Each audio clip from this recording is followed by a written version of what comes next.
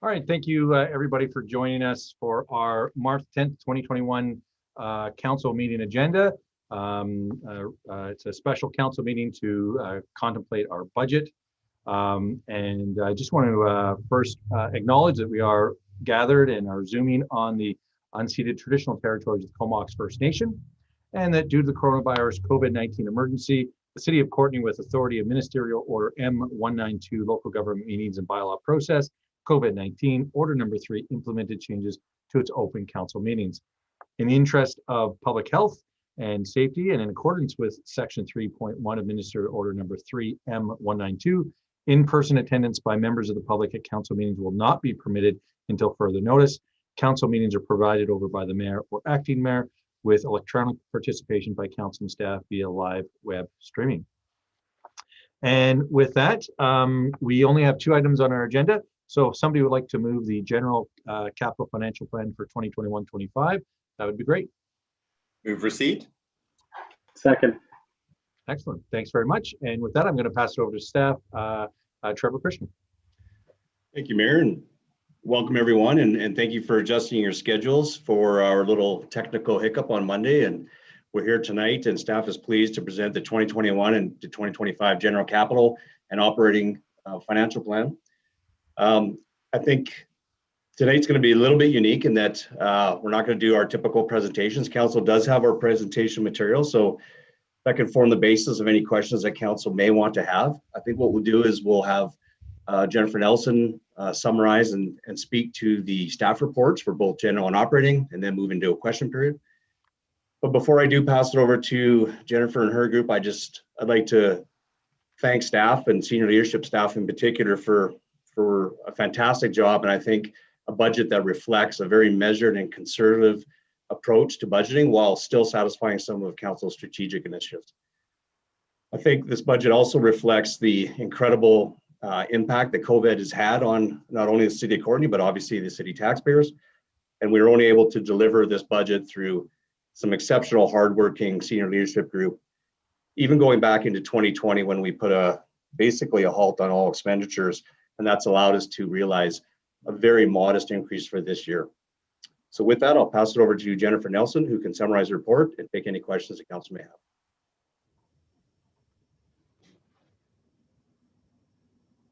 Oh, you'll have to unmute yourself. Sorry about that. Thank you for that, Trevor. Through the CAO to Mayor and Council. Before I get started on presenting the capital financial plan, I just want to take the opportunity to thank Annie Berard, our Manager of Financial Planning, Payroll and Business Performance, as well as Coral Sawkins, our Strategic Business Analyst. They prepared these reports before you tonight. There's a great deal of work that went into them, so I'd like to formally thank them and mention that Annie is here on the call tonight, so she's here to assist with any questions that council may have. So this first report tonight does outline the 5-year general capital financial plan, so the proposed projects along with the funding sources. It's the first of 2 reports that make up our general our general fund. And it's the final component of our consolidated financial plan that council will be reviewing. We've already presented solid waste, water and sewer funds to you late last year that you've approved. So this is the final and largest component. I'm just going to provide a very high level summary of the overall expenditures and the funding sources at this point for you. And then when I'm finished, I'll turn it back over to Trevor to touch on maybe some specifics of the projects, and he may defer to directors to provide some further detail. So as Trevor mentioned, in 2020, when COVID hit, we did put there was a lot of uncertainty around our revenues and our financial position, as well as capacity. So there was a lot of projects put on hold. And so you'll see in this financial plan that we've carried forward many of those capital projects, as well as many of the projects in the plan were in last year's financial plan in 2021. So what we've done to try to simplify it for you is to highlight only the new projects. They're highlighted in yellow for you so that we can focus on providing further detail around those since you've already been presented with the previous projects last year. So really on page 9 and 12 of your agenda is where you'll see those new projects highlighted in yellow if you want to refer to those. So overall, we're projecting a $14.7 million in capital spending in 2021. We're utilizing $1 million in general revenue to support funding the capital plan, as well as bringing forward $268,000 from 2020, which was that was the general operating revenue last year that was levied to support capital. Where we held on to that, we're bringing it forward with those projects, so that's there to assist. We are using some gas tax. About $1.5 million of gas tax is being utilized in 2021 to support cycling improvements, road paving, Ryan Road sidewalk, and 200 back road storm inlet improvements. So on page 5 of the agenda provides some details as to the amounts and the projects that we're using gas tax for.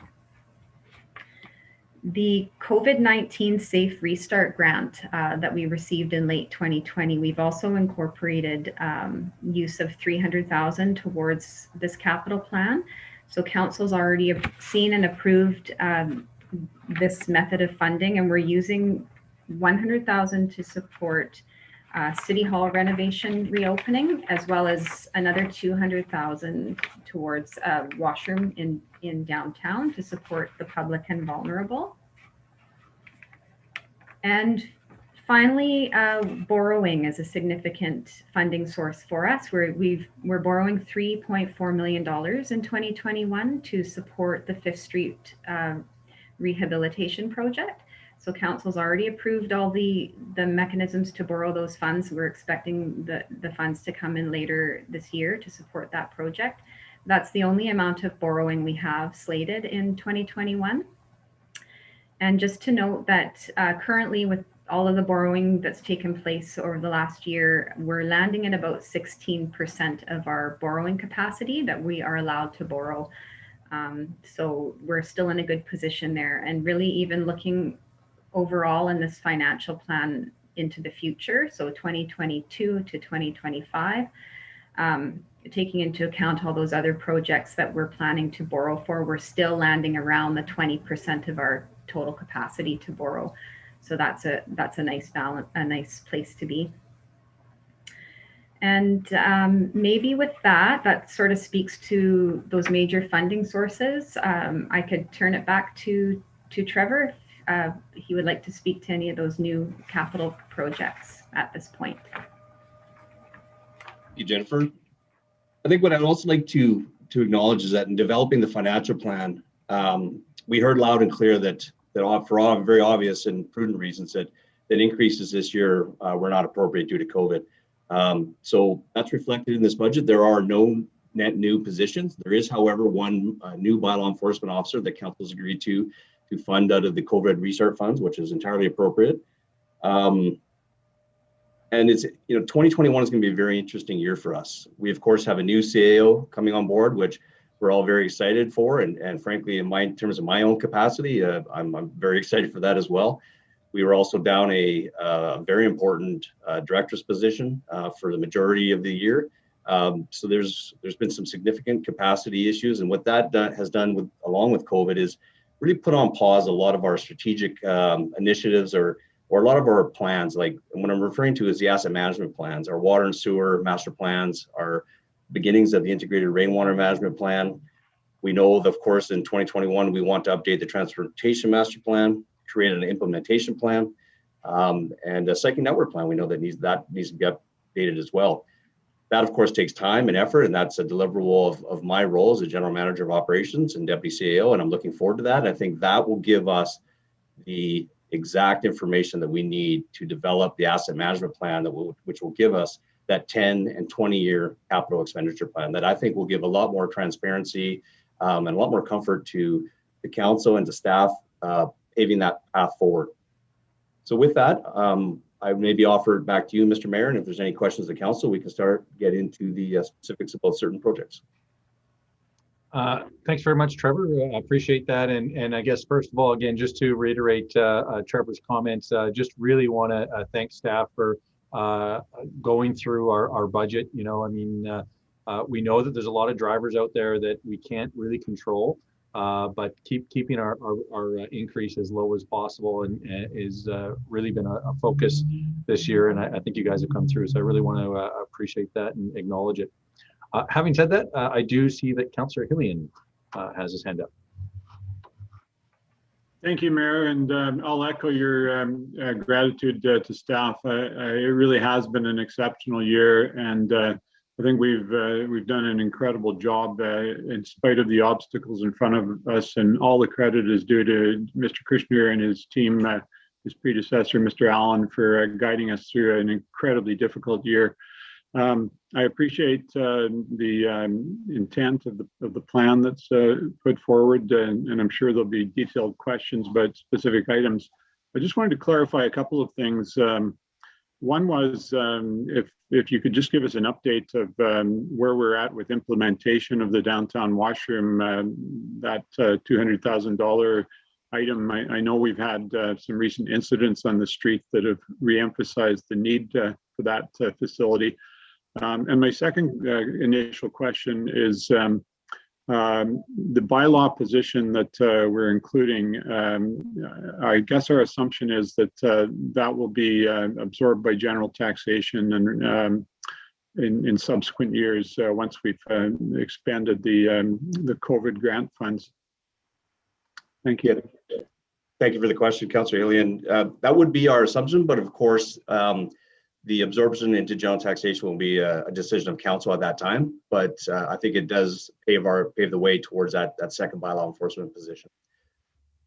If that answers your question, I'll pass this over to Kyle Shaw, our Director of Public Works Services, to answer your question about the washrooms. Yes, thank you. Thank you for that, Mr. Kushner. Through the CAO to Mayor and Council, in response to your question about the downtown washroom, that process is currently in flow. The RFP has been issued to the open market with a closing date of the third week of April, with expectations there'll be a number of proponents that are wishing to supply a washroom for the downtown location, which time, once that particular proponent is selected, we'll move into the design construction phase with a hope of an implementation near the end of summer. Thank you. And have we made a final decision about the location? We have. Council have resolved for the location to be supported through the DCBIA decision, and that is 6th Street, the corner of 6th Street and England. Yeah, thanks very much. Thanks, Councillor Hillian. Next, we have Councillor Cole Hamilton. Thank you, Mayor. Thank you, Trevor. Thank you, Jennifer. And thank you, Annie. This has been a team effort bringing all of this to us. And just let's start off by saying how much I appreciate that. I have a couple of questions, but the first one I wanted to ask was about McPhee Meadows. It's I see that it's in the plan for design work to occur next year, and then for, I believe it's access and parking work for $200,000 in 2023. And I know there had been in last year's budget $50,000 in design work. I don't recall hearing back on how that went. I just wanted to confirm that that work was completed. And just wondering if there's any possibility of perhaps moving this forward, that a year, that the remaining piece of design work could be done this year, and perhaps the access and parking work could be done next year. McPhee Meadows is going to be a gem, and it's in a densely populated part of town. I know, as someone who lives close to Puntledge Park, that Puntledge Park gets packed to capacity during the summer, showing there's a real interest in getting to the river whenever possible. So yeah, anyway, I just wanted to know if the work that was budgeted for last year was completed, and if it's possible to, what impact it would have to move things forward a year on the design work and then the development work on McPhee Meadows. Thanks. Yeah, thank you for the question. So last year was interesting, of course, because of two reasons. One is COVID. So there was a pause on most expenditures, this one included, and also the fact that we had the vacancy with the director of Parks and Rec. So that contributed to this as well. So our feeling was for this year is to really let the new director of rec culture and community services really come in and get their feet wet and understand all the important dynamics, this one included. So that's why this is reflected like this. I think it's maybe a wait and see. Let the new director come on board, and then we'll reevaluate and see what the funding is available, see the status of the project, and pick it up and gain that momentum again. But for now, I would recommend staying the course, and then we can reevaluate once that new director is in place and has some comfort. May I ask a follow-up on that, Mayor? Yeah, absolutely. And I'll just make a reminder, just when you're picking a specific thing out, just let us know what page and kind of where it is, just so the rest of us can follow along. But yeah, right back at you, Councillor Cole-Hamilton. Okay, thank you. And I'm not sure I'm actually open to that page on my agenda. I think it's page 9. I'm just wondering, I can understand letting our new director kind of get their feet under them before moving forward. Is it possible if sort of later in the year, by August or September, to consider completing the design work in 2021, but allow that decision to be made by the director, somewhat later in the year, so that perhaps it's possible to have the design work completed during this calendar year, so that the construction work could be done next year. I guess is that a possibility we can leave open at this point, and wait and see as the new director gets established? Yeah, no, that's a good point. Good question. I think it is possible. I think we also need part of our apprehension in pausing this project was also that we need to do some pretty significant stakeholder engagement, not only with the McPhee family, the surrounding residents, and also the potential of someone like a Lush or some other third party to actually manage that facility as well. So there's a lot of sort of in behind that needs to happen, but I don't see a reason why we can't further this discussion, maybe in the fall. Okay, well, thank you. And I'll have other questions, but I'll cede the floor now to others. Thanks, Trevor. And Trevor, and it might be difficult to, I guess, from one perspective, but would there be much of a budget impact by moving it ahead a year? Yeah, I might defer to Jennifer to talk about the funding source, because I'm just finding it now. To be honest with you, it's really about capacity more than funding source. It's really about the ability of that new director to get in place. Of course, there's a plethora of deliverables in that role, and this is one of them, and it's a priority. But it's really about picking up the momentum again. And I think it's maybe a discussion that we have a little bit later in the year. But Jennifer, if you have a comment, feel free to jump in. I'd have to look into, I want to have a little closer look into see what the future year funding source is to be able to determine what impact it would be. So maybe throughout the question answer period, I can be looking into that and get back later on, if that's okay. Yeah, fantastic. And Councillor Cole-Hamilton, you're good with that? Awesome. All right, we'll move on to Councillor McCollum. Thanks, Mayor, and thanks to staff for this report. It's a nice time of year to see what kind of projects are coming up and what improvements we're going to see around the city going forward.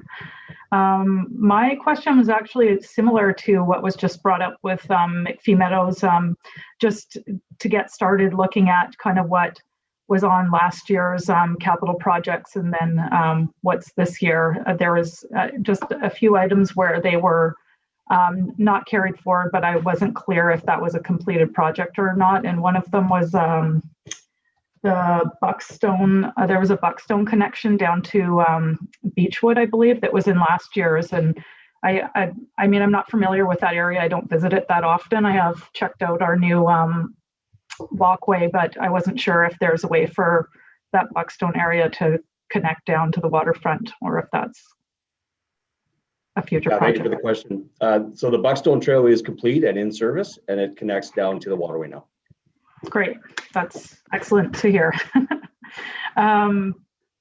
Other question I had was around our regular planned playground replacement. I believe in previous years we've just seen this project outlined, and I'm curious if we have one selected and if there's a partnership planned. I know sometimes we're able to partner with a Rotary Club for kind of making more of that funding, and I'm just wondering if there's additional information other than what's in the report.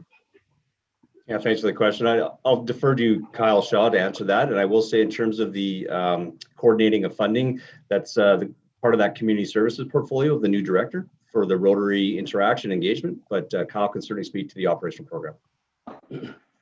Yes, thank you. Councilor McComb, would you mind repeating your question? It skipped on me there a little bit. Yeah, no problem. Just around the playground renewal, it's something we see in the budget, I believe, every second year. And previously we knew what the playground was in advance, and curious if there's any funding coming in through a community group like Rotary to help out with it. Yeah, great. I just missed the playground piece, so thank you for that. Yeah, it actually is reflected in the 2021 capital budget. There hasn't been community support in terms of contributions like the Rotary Club. However, there has been a placeholder set aside in this particular budget to the tune of $120,000 for playground renewal, of which the parks manager has identified 2 facilities within our current infrastructure service that could use a little bit of an uplift in terms of a renewal. One of those is Maple Park has been identified, and the second park is Hobson Park that's been identified. And those would be a split of 50-50 between that capital funding, kind of an east and west rejuvenation for some smaller tot lots. And I know that Maple Park had suffered a few losses in terms of trees over the last year, so a revitalization of that park is probably timely. And Hobson often comes up from a community perspective in terms of that particular area. So those are the 2 that we're focusing on this year if council approves this budget. That's great. Thanks for that answer. Mayor, can I have another question, or is it better to rotate and come back? I think if we keep it 2 questions at a time right now, and I think everyone's doing a good job of not stacking them all in one paragraph, so the staff have the ability to respond. So if we keep 2 questions right now, and then that'll just keep things going, I think, pretty good. Okay, thanks. Yeah. And Councillor Frisch. Yeah, thanks, Mayor, and thanks to staff for the budget. Yeah, I have a few questions, so I'm just trying to figure out. Oh, you know what? To follow up on our Director of Recreation, our Parks and Recreation, do we know when we might hire someone for that position? Yeah, so I'd sent out earlier communications. Susie, our Director of Rec, Culture, and Community Services, will start April the 6th. And so right now, I imagine we have a manager sort of picking up the slack, or is that your job? It's a combination of the managers and myself, but I will admit I'll defer to the managers. We have a very enthusiastic group, and they have done a great job in helping me try to get through this capacity challenge. Yeah, I guess you don't have a third arm somewhere, right? I had a question about future OCP work. I know we're kind of nearing the end of that process, but I know there are also some things to be done with zoning and other bylaws related to the OCP. I'm wondering, do we expect to need any capital funding for more consultant work in that area to sort of finish that off? Yeah, thanks for the question. I'll defer to Ian. I think, yeah, there he is. But I will say that typically that's not capital, that's an operating, but I'll pass this over to Ian. And I know that to answer that question at a high level, that yes, there will be some need for future expenditures to really, create a lot of the policy and the framework that comes out of that OCP, but I'll pass it over to Ian. Yeah, thanks. Yeah, I'm sorry, if that's operating, you don't have to answer it. I just thought it might be capital in there. Yeah, if you want to defer that to the operating, that's fine. There's no capital associated with it. I'll just clarify that. Okay, and so would that be the same response for our DCC work? Would that be in our operating budget if we needed consultants to help with that stuff? That's correct. Okay. So then I had a question about, and I'm not sure if this is the right place to ask it, but there was contemplation of an east-west connector. Is that something that design work would have to sit in the 2021 budget? Yeah, thanks for the question. Maybe I'll throw this back to Ian. We've had a fair amount of discussion around the east-west connector in Tunner Drive. It is the upper portion, the most eastern portion, is subject to development discussions. So we want to be somewhat sensitive around that. But maybe I'll let Ian sort of give an overview of the status of that. Yeah, thanks for that question. So at a very high level, there's a proposal, as I'm sure everybody's seen the sign, for development of the vacant lot that's immediately adjacent to the superstore. As part of the design of their access, we're working with the developer at contemplating building road access through from Tunner. And as part of that design, including the multimodal network, at least up until the back of the superstore. Or to that property. It becomes a lot more challenging once we hit the back of that property in the superstore in terms of space to put that further link of the connection. And then a lot more work that would need to be done at where does the connection go after that and how do we cross the bypass. But high level, we're actively pursuing with the developer at least getting a portion of that link constructed. Excellent. Well, that sounds actually quite positive, and I understand the challenges once we get further down that pathway, so to speak. But it's good to hear that we're on track and you're not expecting any surprises. And maybe one last question before I pass it to someone else. We have, I think it's $0.8 million for grind and paves this year. Do we know which sections those will be, like which roadways we're planning on resurfacing? Yeah, thanks for the question. Before I pass this over to Kyle Shaw to talk a little bit about the locations, you really hit on an important point. You'll notice that the roughly $800,000 for the grind and pave is a fairly significant reduction over our past years. The reason for that is a couple important reasons. One is because we typically spend between $1.2 to $1.4 million in a grind and pave. The primary reasons is, simply put, what I would say is the low-hanging fruit of grinding pave is gone. We've actually caught up and done a very good job in paving. What I mean by low-hanging fruit is just the grind and pave. We're really coming up against now locations that we know the asphalt is in very poor condition and it needs to be grind and pave, but of course we have other utilities and assets that need to be renewed as well. So right now what we're actively doing, and one of my deliverables for this year when I gain my capacity back, is really creating those asset management plans that allow us to not only identify the grind and pave locations, but also make it congruent with either utility upgrades or cycling network plan or transportation master plan upgrades. So I hope that answers your questions and the reason why it's reduced a little bit, but I'll pass this over to Kyle Shaw and he can talk about the location. Yeah, great. Thank you for that. The current location that is in consideration this year is an extension of Cumberland Road from Willamar through to Piercy Avenue. In addition to that, there'll be some pedestrian crossing improvements to Woodcote Park, and then the access to 14th Street off Cumberland, correcting the alignment there, so because people can't shortcut and create high-speed traffic across that crosswalk as well. The second location is in conjunction and collaboration with the work that the ministry is doing on Ryan Road at the intersection of Cowichan. That particular section of road is a tired section of road, and we'd like to pick up on the good work that the ministry is doing and complete some renewals up until 4th Street, including sidewalk renewals as well. And then in addition to that, you'll see cycling improvements go along with that to be in alignment with the current CNP. That's great. Sound like probably projects that really do need to get done. I guess I'm wondering about that piece of Cumberland Road between the roundabout and Piercy. Yeah, it kind of brings in a piece with the cycling network plan, and I don't suppose we'll have time to deal with that, but it's, I guess I'm pretty sure it's on our cycling network plan, but I don't think we'll be able to fit that in, would we? Yeah, maybe I'll just quickly jump in, Kyle, before you talk to that. Is it's actually one of the gaps that we had recently identified in the cycling network plan. That said, it was always a bike route, but in part of our amendment and update of the cycling network plan, we're going to make sure that is shown as a painted buffer bike lane. And I know that Mr. Shaw was anticipating doing a painted buffer bike lane after the grind and pave. One of the other things that you'll notice in this capital plan is that we've taken out and shown very clearly a new cycling network plan. I think, without looking at it exactly, I think it's 156,000 for this year.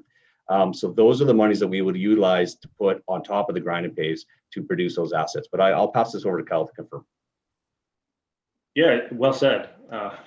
Ditto to that. That's exactly it. It has been recognized within the CNP as a gap. And I think that was just, initially as part of the analysis that was done, and it was pre-identified as a cycling route, but didn't make it into the CNP as an actual asset identification. So in light of that, if you look at the traffic circle and the way that it was pre-designed, it's to facilitate that continuation of that movement through and creating that connection. So this we had completely planned to add cycling infrastructure to that section or that corridor and continuation of Cumberland Road, and set ourselves up for future success in terms of interfaces down the road.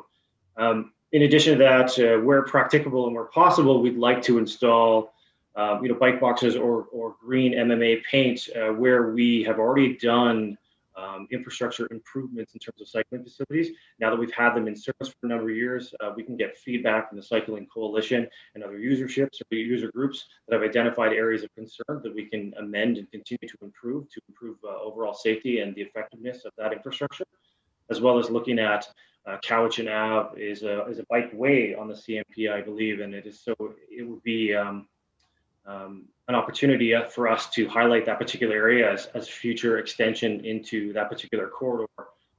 And then hopefully you'll notice that the grind and pave works a little bit in addition to the construction that was completed by Condensery Bridge is complete, and that's also been identified on the cycling network plan as protected bike lane in the long term, but painted in the short term. And I think that's a great opportunity on that new pavement to identify that infrastructure and set people up for success as they enter and exit the city. And that's a partnership program working with the regional district, multimodal group, as well as the ministry and the Cycling Coalition to identify those particular areas. So those are our kind of key focuses when it comes to cycling infrastructure for 2021. I'm sorry, I missed that last piece about coming into the city at the regional district. I totally missed that. I'm cutting in and out a bit. Sorry, I apologize. I'll try and lean forward a little bit there. Yeah, I was just identifying the Condensery Bridge, Anderton Avenue area. There was a bunch of work that was been done last year in collaboration with KFN for site servicing, which meant some renewals that happened there as well. But it has been identified as an area of concern by both the Cycling Coalition and I've been identified as an area through the regional district through their multimodal partnership as an area where cyclists like to commute. It is identified in the CNP as a protected facility in the long term. And so it's a great opportunity for us to identify cycling infrastructure there and create an opportunity for a successful transition and start into our community, but also in aid of what future works may occur relative to those other good projects. Yeah, that's more clear. Thanks for that. And that's great. I had a question about Councillor Frisch. I'm just going to remind it's 2 questions. We're on 4 or 5 now, so I'm going to move on to the next person. But as soon as I put your hand down, you can just put it right back up again. And we'll just for clarity on something that he said. Oh, okay. Yeah, I don't have a new question. I guess I was just wondering about the crosswalk improvements between Piercy and Willamar on Cumberland Road. You said, were you going to do like sort of those bump outs? Is that the idea there? Yeah, correct. Thank you for that. On Cumberland Road at 16th, part of the grind and pave program, there's an opportunity to do pedestrian improvements, which I believe is also important, as well as the cycling infrastructure, so that we can create an opportunity to enable children or people to utilize that park and get there in a safe means. So that's an opportunity to do curb extensions with rapid flashers in that particular location. Okay. And I guess I just wanted to point out that we're looking at a bit of a redesign too when we do these these bump outs. So it might be worthwhile revisiting the design of those so we don't shoot ourselves in the foot when we move forward with sort of changing the protected nature of the bicycle lanes. I'll leave it at that. Thanks, Councillor Frisch. And Councillor Morin. Great, thank you, Mayor. Yeah, I just wanted to revisit the McPhee Meadows just very briefly. I was on the same page as Councillor Cole-Hamilton there, and I completely understand the reasons for not sort of speeding ahead with that, particularly around the community engagement, et cetera. I guess I wondered, because there had been some conversations in the past with the other director, et cetera, around Lush having access to that site and doing some preliminary work in there. I mean, this is, I think there was some movement towards maybe a more formal agreement already. And I guess I'm just wondering about access for Lush. And I think our city staff is already maintaining, I mean, they're cutting grass down there and different things. So I guess I'm just wondering about the, is there still opportunity for Lush in particular to have some access to that site and to start some preliminary work, particularly around the orchard? So that's my first question, and then I have another one. Thanks. Sorry, you're muted, I think. Yep, thank you, Councillor. Yeah, good question. For clarity, we've actually given Lush temporary access so they could go in and do some pruning for the orchard, because they connected with us and asked for that, so we granted them that. A little hesitant to move towards anything else simply because there's not an agreement in place for obvious reasons. That said, is through the magic of technology, our Director of Financial Services has let me know that if we did move 30,000 from 2022 to 2021, as per Councillor Cole-Hamilton's request, that it would have no impacts on taxation because it's carry forward funds. That said, I do have concerns about the capacity of the new director and getting here and getting their feet wet, but I do also hear that this is a very important project for council. So I would have no issue in bringing that project back into the fold and then really allowing the director to really make that conversation with council as to the capacity to see how far along we can get that continuum of an actual agreement. So if that's the case, then maybe a motion would be put on the floor, seconded, and then voted on, and then we would bring it back into the budget. Okay, that's great, because I just think obviously with the emphasis on food security with COVID, it's all important work. The other piece that, in an ideal world, this would have been a perfect access point this summer with our bridge construction, to have another access point to the river to alleviate some of the traffic down by Lewis Park. But it's not an ideal world, so we live with what we've got. But that will be something for future that I think will really will hopefully help some of spread out some of that traffic and recreation activity. My other question is related to recreation as well. The memorial pool, I noticed there were some capital items there. I think it's on page 9 through the CVRD fund for some capital maintenance there. But then I wondered about the operating, and it did look like there was, I know that we're not in operating yet, but that there were some funds in the operating portion as well. And so I just wondered, are we looking at some reopening of that pool this summer with perhaps not having access to change rooms and things like that, so that folks can enjoy that pool, but we also follow COVID protocols, et cetera?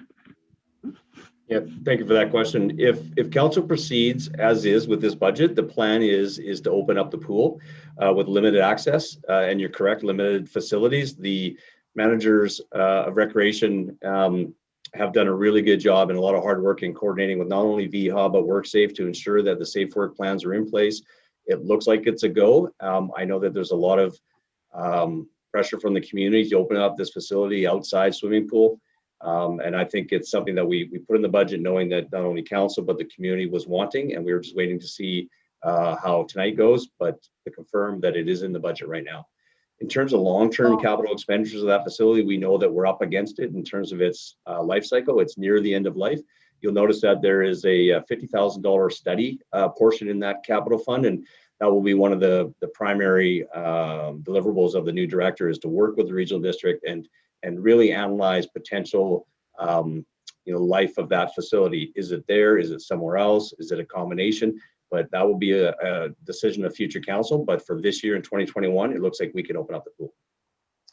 Well, that's wonderful, wonderful news. I think COVID has really shown us that we need these outdoor spaces to recreate. And we have so little. I mean, being surrounded by water, we really have very few access points to, you can go out to Comox to the beaches, but we don't have a lot of access to water within the city, really. So thanks so much. I'll let someone else go. Thanks, Councillor Morin. And next we have Councillor Theos. Thanks, Mayor. Yeah, I just wanted to reiterate the positive thoughts in regards to interim CAO Trevor Kushner and the finance team, along with every other department that has worked very hard to be very considerate of the challenges that our community is facing, whether it's the small business community or the average citizen, economically and socially also in that regard. And coming up with a budget that had restraint and controlled spending, and it was, in my opinion, well thought out, including being able to push back some projects in order to come forward with a reasonable increase. Having said that, one of my questions was in regards to the $800,000 for the paving and that low-hanging fruit that the interim CAO was referring to, and of course, trying to come up with a budget that is not showing a large increase. In the past, we've been spending $1.5 million, and it looks like moving next year and forward, it's budgeted for $1.5 million a year as in terms of paving, just so we don't fall dramatically behind in that regard. And I guess this year, from looking at some of those new projects that were listed, maybe it's a casualty of some of the bike lanes and some of the other excess costs that have come forward. That means that the road paving took a hit. But again, kudos to the staff for doing what they can to bring forward this really reasonable budget. A couple of my questions, though, will be in regards to having the Mile of Flowers that last year was canceled. It might have been in the budget, but I didn't see whether we're moving forward with the Mile of Flowers this year. Thank you for the question. I'll pass this over to Kyle Shaw to speak a little bit about that.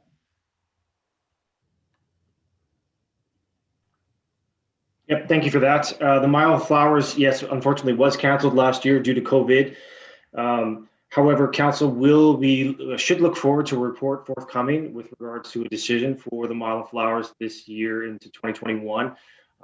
We're learning everything, new information relative to COVID week by week and month by month, even now, a year later. And what we had considered to be possibilities last month may not be possibilities this month. We're very optimistic about our plan as we go forward. We're looking forward to presenting something to council that has options for the Mile of Flowers for 2021 with COVID protocols in place.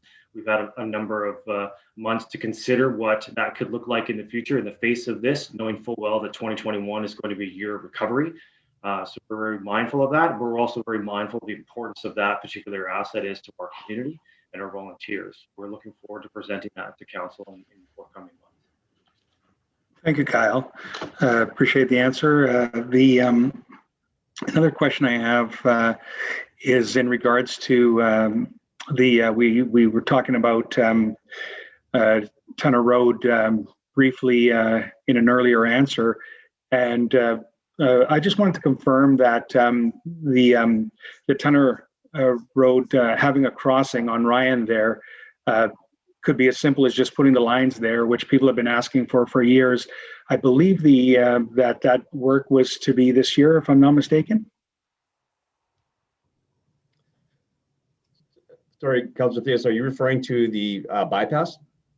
No, sorry, I'm referring to just a crosswalk at the at Tunner Road and where the chances is basically to cross there to get Back road. back Yeah, road and Tunner there. Yeah, that obviously that's operational and not capital, but yes, Okay. it's in the work plan for operations to install a crosswalk. Thanks for that clarity. Okay, sorry, I was just double checking on that one. And not a question, but yeah, one of the earlier points that was made earlier by Councillor Hillian in regards to the outdoor bathroom. I know when this was brought forward initially, there was discussion about having a bit of a sponsorship program applied to this bathroom unit. And when that was brought up, I think it was by Councillor Hillian at the time, I thought that was an excellent opportunity to implement a sponsorship opportunity and maybe have some funds go towards this bathroom through that sponsorship method, and utilizing those funds for other purposes. Yeah, thank you. It's a great question. It's certainly something that staff will contemplate. To date, we haven't yet. We're in early days of that project, but it's certainly something we'll look into about the potential and the liabilities and legalities. But if it's council's will, we'll certainly look at that. Thank you very much, Mr. Kushner. Thanks, Councillor Theos. And I saw you snuck in that third question, but I am counting, just so you know. Councillor McCollum. Oh, it's back to me. Thank you. Yeah, I just had some questions around how we're planning around the grant monies that we're hoping to be successful in our applications for both the Dingwall stairs as well as our project on 17th Street. And I'm just wanting to understand how that kind of fits into our financial planning if we've put in a forecast of a grant that we're hopeful to get, because it is summarized on a separate column where we're showing where it's funded from, and how that kind of plays out on the other side of the budget. If we're showing an upcoming expense, are we recognizing revenue, or is it going to go back into reserves if we're not successful in getting those grant monies? I guess I'm just trying to work out the two scenarios in my mind. Yeah, thank you for the question. So 17th Street is a 100% grant funded. If we're not successful, of course, that project won't go ahead. In terms of the Dingwall stairs, that grant funding is $250,000, augmented by $100,000 of I'm going to say Parks Amenity Reserve, but I'll defer to Jennifer Nelson to confirm that. If that project, we were not successful as well, that money would just go back into the reserve. But Jennifer, can you confirm that for me?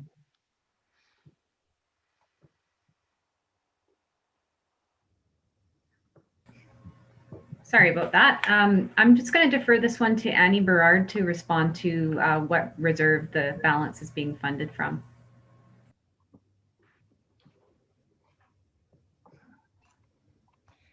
Hi there. So for the Dingwall, we have 100,000 from the Parks Amenity Reserve, and then we have a 250,000 coming from that potential grant. And just a clarification, so that grant, are we forecasting that as revenue right now, or is it kind of a wash because if we don't receive the grant funding, then we don't incur the expense? I was trying to figure out whether or not we record that in advance of receiving it. Yeah, thank you for the question. Yeah, so we show it as revenue, the grant. If we're unsuccessful, then that's revenue that's not realized, and then the other monies just go back into reserve. Okay, so it nets out. Thanks. My other question was just around our future planning for our cycling network plan. I realize that it's not a capital project.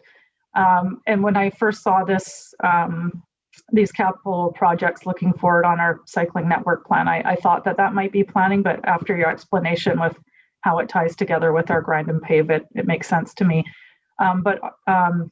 And maybe this isn't the right point in the meeting to ask this question, but are we putting aside design funding for design each and every year now? I mean, if anything, we learned this year that having shovel-ready projects is definitely the way that we're going to make funding our active transportation a little bit more palatable for everyone. Yeah, thank you for that.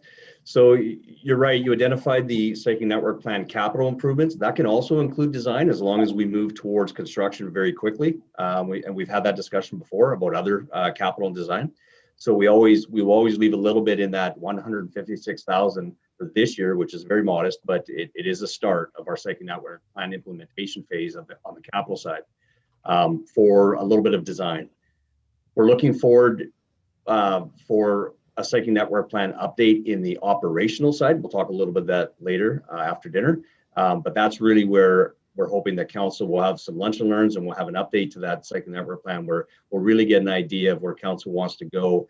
And from that finalized cycling network plan, which we all know needs some updating, that will really give us a clear path in terms of staff about the cycling network plan capital improvements, and really integrate that into the asset management plan, because I see cycling network plan as an 8th asset class, and that'll allow us to integrate it and treat it like its own asset. Makes sense. Thanks for the answer. Yeah, just the final comment that I wanted to make was just to follow up on what Councillor Morin and Councillor Cole Hamilton have said about McPhee Meadow, and just what a big priority that is for the community in terms of providing some more access to recreation space. I mean, we certainly saw over the last year just what a huge impact to staff resources doing that Riverway expansion was. And so I certainly understand that we're talking about competing priorities and that we have limited resources, but I would just like to agree with the fact that that really is the top of my list in terms of what would have the biggest impact for our citizens. And, you know, we have these further phases on the Riverway, which of course would be wonderful as well. And I look forward to seeing those. But if it's a matter of what comes first, I think it would just have a much bigger impact to our city getting McPhee Meadow open and available for people to access the river. So just wanted to put my support behind making that amendment. Thank you, Councillor. And I see that Councillor Cole Hamilton's got his hand back up, so I'm sure that he'll be putting a motion on the floor through the mayor. And then I'm hearing loud and clear that this is a priority for council, and because there's no impact to taxation, I think it's a good idea. I will say that the new director is highly competent and a seasoned professional, so I'm sure that she'll be able to work hard on this project. Thanks. Thanks, Councillor McCollum. And I think, you know, one of the things, again, kind of going to, you know, new person coming in, it's not just that they're starting up, but there's a lot of backfill. There's a lot of stuff that's been kind of pushed off. So there's going to be your regular drinking through a fire hose, I suppose, plus COVID and all that stuff. So, but I think if we put that motion forward, it's not binding us, but it's at least making sure that that priority is known, and then staff can come back and say whether or not that capacity exists a little bit later on. So appreciate your comments. Councillor Cole Hamilton. Thank you, Mayor. And would it be best for me to make that motion when we get to adoption of the budget, and we'll just stay with receipt for now? I'm not sure when would be the best place to make that. Yeah, let's keep it all together. We're on receipt, which is, you know, I don't want to rush. I think we've had some good conversation, but as soon as it looks like we're getting to that point, we'll maybe turn it over to you and let you make that motion as part of the bigger motion. Great, thank you. And I just had a couple of quick questions, no more than two. I just wanted to echo Councillor McCollum's comment that while I really enjoyed the Riverway extension, I've walked it a number of times and really just appreciated it. I think if there were a need to prioritize between the two, I think the incremental improvement of making the Riverway slightly longer I think we'd probably get more value for our citizens by opening up a significant new park in the middle of town. So McPhee Meadows would be my priority of park planning. And one thing I wanted to ask about was I was looking and I noticed that between 2021 and 2025, there are no budgeted items for design for any work on pedestrian infrastructure, like filling in sidewalk gaps. And that's obviously very important to young people, to people with disabilities, to many people in our community.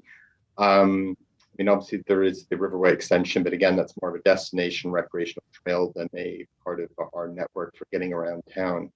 And I went back to the Transportation Master Plan, and in the medium term, which is 10 years, there are 10 projects listed. And given that we don't have any listed for design for the next until in this 5-year plan, I am wondering, I know that last year when we decided to go ahead with the work on Ryan for sidewalks, that Trevor mentioned that there's a sort of a design fund within Public Works that was able to absorb that last year, and that was, I believe, 35,000.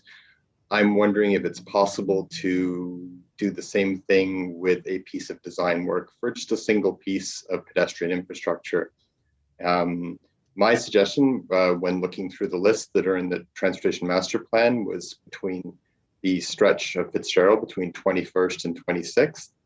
Obviously, Fitzgerald's a pretty core transportation route. It's a very densely populated area. There are destinations like the Driftwood Mall nearby, so it's quite frequently walked, and to not have sidewalk, anyway, that strikes me as a gap that would be good to fill.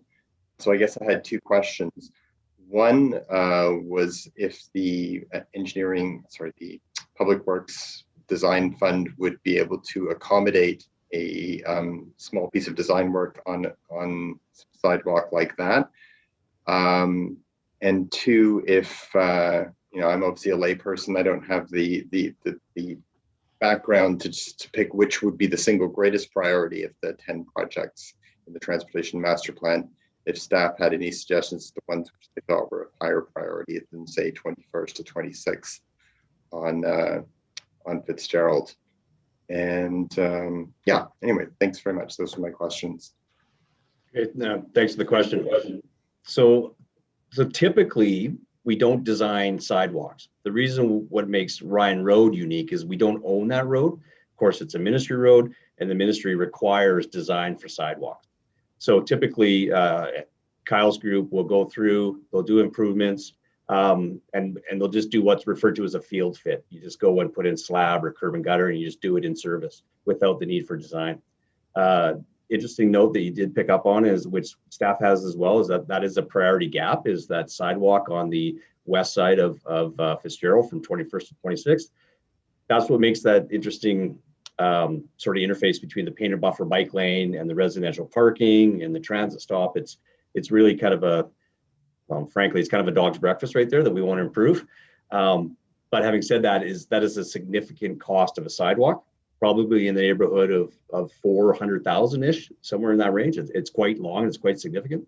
It is in the Transportation Master Plan. We also know that and we'll talk about this later, in the operational budget, we have a line item or a placeholder for an update to that Transportation Master Plan. And you kind of hit the nail on the head, Councillor Cole-Hamilton, is that's what I think is missing from the Transportation Master Plan, and frankly, the Cycling Network Plan, is creating an implementation plan of priority projects that will align with the asset management plan and give that sort of forecasting document that not only staff, but council and frankly, the community can look and say, we know that in 2023 and 24 and 25 and so on, these certain projects get done. And that's one of the gaps. And frankly, that's one of the potential consequences of seeing a need for that improvement, but we quite aren't far enough along the asset management plan where we don't know if we have to replace any services, hydrants, water or sewer mains. So that's why that integration is so important. But I think that is a conversation that we'll certainly have when we're updating the Transportation Master Plan in regards to pedestrian gaps. Thank you. Can I just briefly follow up, Mayor? Yep.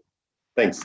That makes a lot of sense. I mean, although you said there's not usually design for sidewalk, it sounds like this is a fairly complex area, which does it merit design, this particular stretch? No, what it does is it merits pretty intense investigations of the assets, the linear assets that are underground or potentially impacted by putting a brand new sidewalk on. Obviously, we want to make sure that if we do that, that it aligns with our asset management plan and any future works that happens there. Okay, that makes a lot of sense. And it sounds like this is not something that's it's bigger than it initially seemed, and not something that's probably best dealt with at this particular point. But I welcome that discussion of the transportation master plan, and I think it's a very wise suggestion you make that we need to, if we've got 10 items of pedestrian infrastructure and scheduled for 10 years, we need to start thinking about which happen when, which is most important, and dedicating some annual funds to that. So anyway, look forward to that discussion. Thank you. Thanks, Councillor Cole Hamilton. And I don't want to rush people necessarily or keep them under the pressure of the two questions. If you need clarification, that's certainly fine. However, Councillor Theos, if you say you don't have a question and then you finish it with a question, I will call you on that. So, but with that, Councillor Theos, you are next.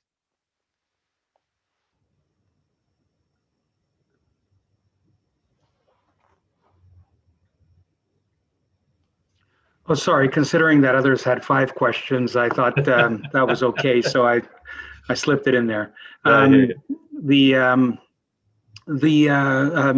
point that Jennifer Nelson was making earlier in regards to the 16% borrowing that we're at the moment, and over the next 5 years of this plan, that we're going to be borrowing a new amount of roughly 23.6 million.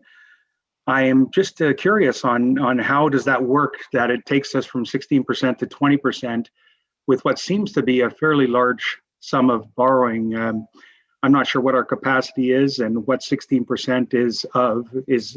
So if maybe Director Nelson can just clarify that a little bit, that would, for me, that would be much appreciated. Thank you. Sure, thank you for that question. So it's a funny calculation. It's 25% of our revenues, not including grants and some other items that we have to drop off there. And we do that calculation once a year. So as our tax base grows, we're anticipating additional increased revenues over time. So that amount, that capacity amount grows. In addition to that, we do have some other older debt dropping off. So although it looks like we are taking on new debt, we also have other older debt that is expiring. So the combination of the higher revenues and paying off older loans is helping us to keep that percentage reasonable. Thank you for that answer. That does actually make sense. And see, I'm keeping it tight, only one question. Thanks, Councillor Theos. Appreciate that. And Councillor Frisch. Yeah, thanks, Mayor. I kind of wanted to revisit the grind and pave on Cumberland Road because I'm thinking I drive that all the time, of course, and ride my bike on it. And if I really have to, I'll walk. But it's a very, very wide road, and I wonder if we want to just repave it without looking at, redesigning that road and what staff's thoughts are on that. And maybe you might comment on how the infrastructure is under the ground as well in that section. Yeah, thank you for the question. I'll take a stab at it and then pass it over to Kyle. But I will say the grind and pave, other than some minor sidewalk improvements or curb extensions, is really a gutter line to gutter line grind and pave. And the plan is put the new asphalt down and put the new pavement markings down, and then continue on for congruency with the painted buffer bike lane, which is on, of course, on the most western section of Cumberland Road. But with that, I'll pass it over to Kyle. I will say that we do a very detailed review of all assets, not just the main lines of water, sewer, and storm, but also the servicing above that. And we make sure that when we go into a grind and pave scenario, that we know that those assets are going to last at least a minimum of 15 years, because we know that 2 or 3 inches of asphalt laid down will last us about 10 to 15 years. So Kyle? Yeah, great. Thank you for that. Great lead in. And that's just right. That's exactly it. We look at all of the linear asset classifications within a road cross section prior to a grind and pave program. And we embark on a journey of deficiency identification and asset life extension process. So that's fixing deficiencies that could potentially cause us issues in the forthcoming years and dealing with hazards that may exist, soft spots within the road, sidewalks that are potentially cracked, chipped, or raised or depressed that would cause trip hazards. And then the linear assets, the water, the sewer, the sanitary, or a storm for that matter, looking to see if there's any known deficiencies within the gravity systems, correcting those prior to, as well as any areas of weakness within the water system that we know. And that is done out of our operational dollars pre to the grind and pay program.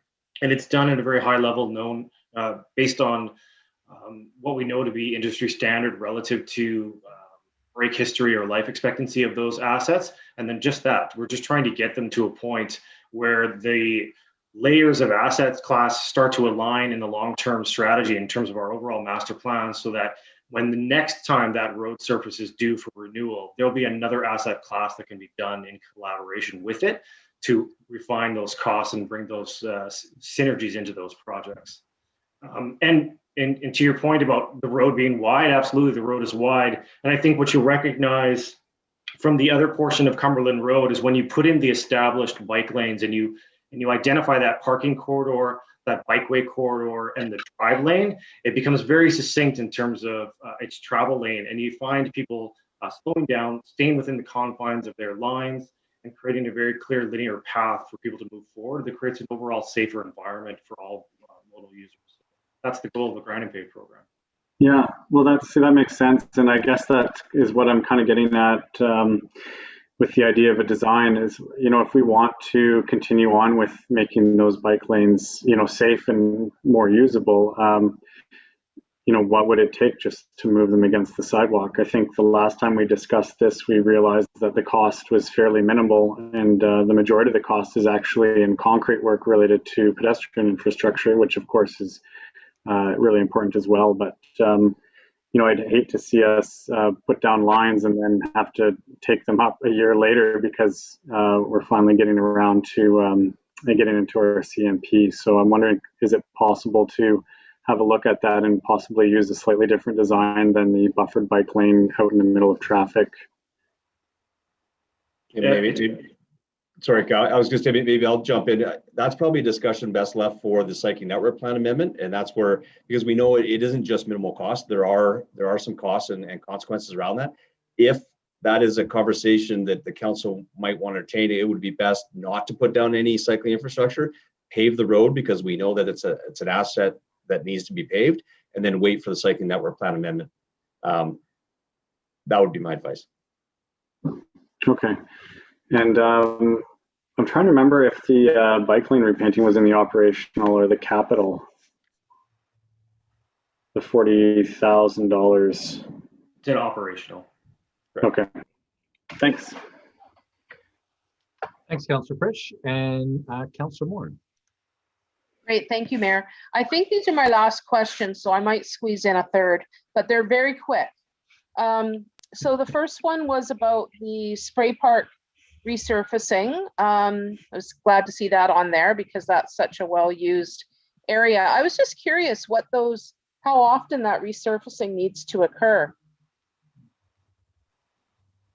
Yeah, I think I can quickly answer that. We know that it lasts between 5 and 10 years, just depending on use and different conditions. That one I will say is one of the earlier spray parks, and the rubberized material didn't last as long as we liked, but we do have a small grant for that, and then augmented by our taxation dollars. So the plan is to have that done this year. Great, so it probably will be a better quality surface this time around that may last longer. Okay, great. The other question was around we've got a couple elevator replacements in the art gallery and I think the Philberg. I just wanted to kind of bring up the point that we've run into things in other public buildings where our accessible areas are not always as accessible as we would like because we're following building code, which doesn't necessarily meet the needs of folks who have mobility challenges because of their scooters or whatever. So I just wanted to make that note that I'm hoping that our staff are kind of considering that when they're making those kinds of improvements or replacements. So that was just, I guess, just wondering if that's the case or. Yeah, I can answer that. That is in fact the case. One of the issues, of course, is that we're limited by the shearing walls of the actual elevator design. But it is our manager of civic properties always engages with the necessary groups to ensure that whatever we're putting in there meets their needs. That's great. Really, really quick ones. The totem pole at the air park. I see that for this year. Excuse me. And I wondered what the process was going to be around that. Is there already a partnership in place around that? Just obviously looking at our relations with our First Nations folks and making sure that we are respectful in how that goes. I'm sure that we've considered all that, but I was just curious if you could give just a quick update on what that will look like in terms of the process. Yeah, absolutely. That project's actually been a Carey project for a couple of years. We've gotten to the part of funding and talks with Comox First Nation. It did stall out, I think, mostly because of their election. But I will say that it is on my list to talk to the new CAO with to get that project back up and running. And I think it's a great segue for the new CAO to have those conversations with KFM. Right. And I just, obviously there could be some really interesting, symbolism and just making sure that it's all a good tie-in, but it sounds like you've got that covered. And then the last one was around the ladder truck replacement. And obviously that's a big expenditure. It's my understanding that ladder truck is going to be, have the ability to go past a certain number of stories that we've been lacking. And so I wanted just to confirmation on that. And then just to say that if that's the case, which I think it is, that it really also fits into our development services as well, because it gives us the ability to look at those higher density multi-story buildings and make sure that there's safety. So I just wanted a quick confirmation on that. Yeah, thank you for the question. So on tonight's meeting, we do have Chief Don Berdonix, and we also have Deputy Chief Kerr McDonald, who can answer that question. Perfect. Yeah, good evening, and thanks for the question. The ladder truck, we're moving from a 75-foot ladder that we currently have to a 100-foot ladder. It depends on how high you plan on building buildings. There will be a limit of any truck in the future, how far they can go. And from that point on, you put the protection in the building itself rather than the ladder truck. So we're approximately 30% higher elevation what we can get at. I know the numbers don't quite jive there, but the reason for that is the ladder we have right now is mounted on top of the truck. A mid mount is about 3 feet lower to lower the center of gravity with the larger ladder and whatnot to get it up, but we'll still reach 100 feet. It also increases the firefighting capabilities from 1,200 gallons a minute to 2,000 gallons a minute. That's great. And I know there's been a lot of patience involved in waiting for this ladder truck. So I'm really happy to see that that's covered this year. Thanks so much. Yeah, just one correction on that. That's an order for the truck this year. It will take 12 to 16 months for delivery once it's ordered. Right. Yes. Thank you. Excellent. And they take full deposit? Is that how it goes? I'm sorry, I didn't catch that. I'm just assuming that they take full deposit for that truck. No, that's not true. We don't pay a dime until it's delivered. Oh, all right. The reason for that is practices that have happened with fire truck manufacturers in the past where municipalities have paid money up front and they've gone bankrupt. Right. So when it meets spec, it's signed off at the plant on delivery, it's paid for. Great to know. Appreciate that. Councillor Hillian. Thank you, Mayor. A couple of questions, and I'll just have a prelude. I certainly support the development of the McPhee Park option, but I don't underestimate the amount of work involved, including a huge amount of community consultation, not just with the immediate neighbors, but with the neighbors, including myself, who live near what would be the access point. But beyond that, really pleased to see the walkway, informally known as the Scriven Stairs, in the budget this year. First question, are we expecting that to be completed in this budget year? Yes, if we're successful with the grant, it will be completed in service by the end of the year. Great. And I also noticed that Cousins Road is in for a major upgrade, not for several years. I just wondered, similar to the idea of prioritizing projects, it seems to me that we used to get a detailed description of all the roads that were due for an upgrade and what the schedule was. And there was an opportunity to perhaps weigh in on which ones might deserve higher priority. And I just wonder if you might be considering whether through lunch and learn or some other mechanism, reacquainting council with how those priorities for road repairs are in fact determined, and where the opportunity is for council to weigh in on that. Yeah, thank you. That's exactly what staff intend to do with the development of the implementation plans of not only the transportation master plan, the cycle network plan, but the actual asset management plans themselves. Cousins is actually a perfect example of the need for asset management. We know that Cousins obviously is one of our worst roads. We know that it needs a full grind and pave, but it also needs some curb and gutter work, potential sidewalk work, and we know that all three of the asset classes, the water, the sewer, and the storm, also need renewal. That's why that aggregate cost of Cousins is right now probably in the $4 to $5 million range, maybe a little bit higher. It will require borrowing more than likely. So that's why it keeps getting pushed in out years. But that's really, I think you hit the nail on the head, Councillor Hillian, is that's that implementation plan and discussion and understanding from council what the priorities are from feedback from the community. We also know that it's one of our light industrial commercial areas that gets a lot of traffic, a lot of heavy traffic. So it will, I think, make its way into a high priority, but that's exactly the discussion that we're going to have. Great, thanks very much. Thanks, Councillor Hillian. And Councillor Frisch. Yeah, thanks again. I had a question about capital projects that are coming up and how we fund them. And I think a good example would be the Public Works building. That's sort of been on the books for at least 4, 5, 6 years, maybe longer. And I'm wondering, if it would be wise to be putting aside money every year, knowing that at some point it has to happen. And would that make more sense than just kind of kicking the whole expense down the road? Or maybe that's what we're doing. Maybe we are putting, a few $100,000 away or $100,000 every year.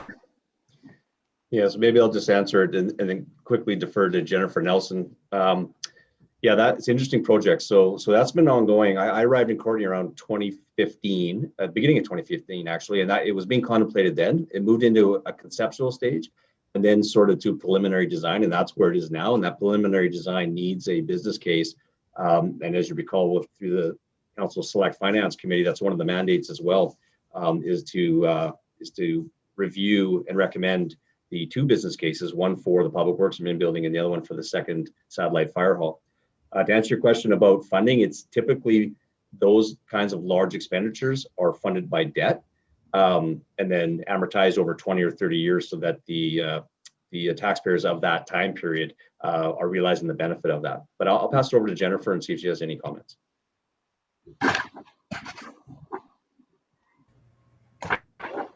Yeah, so we do contribute a certain amount of funds each year into our reserves to sort of cover all of infrastructure and capital building improvements.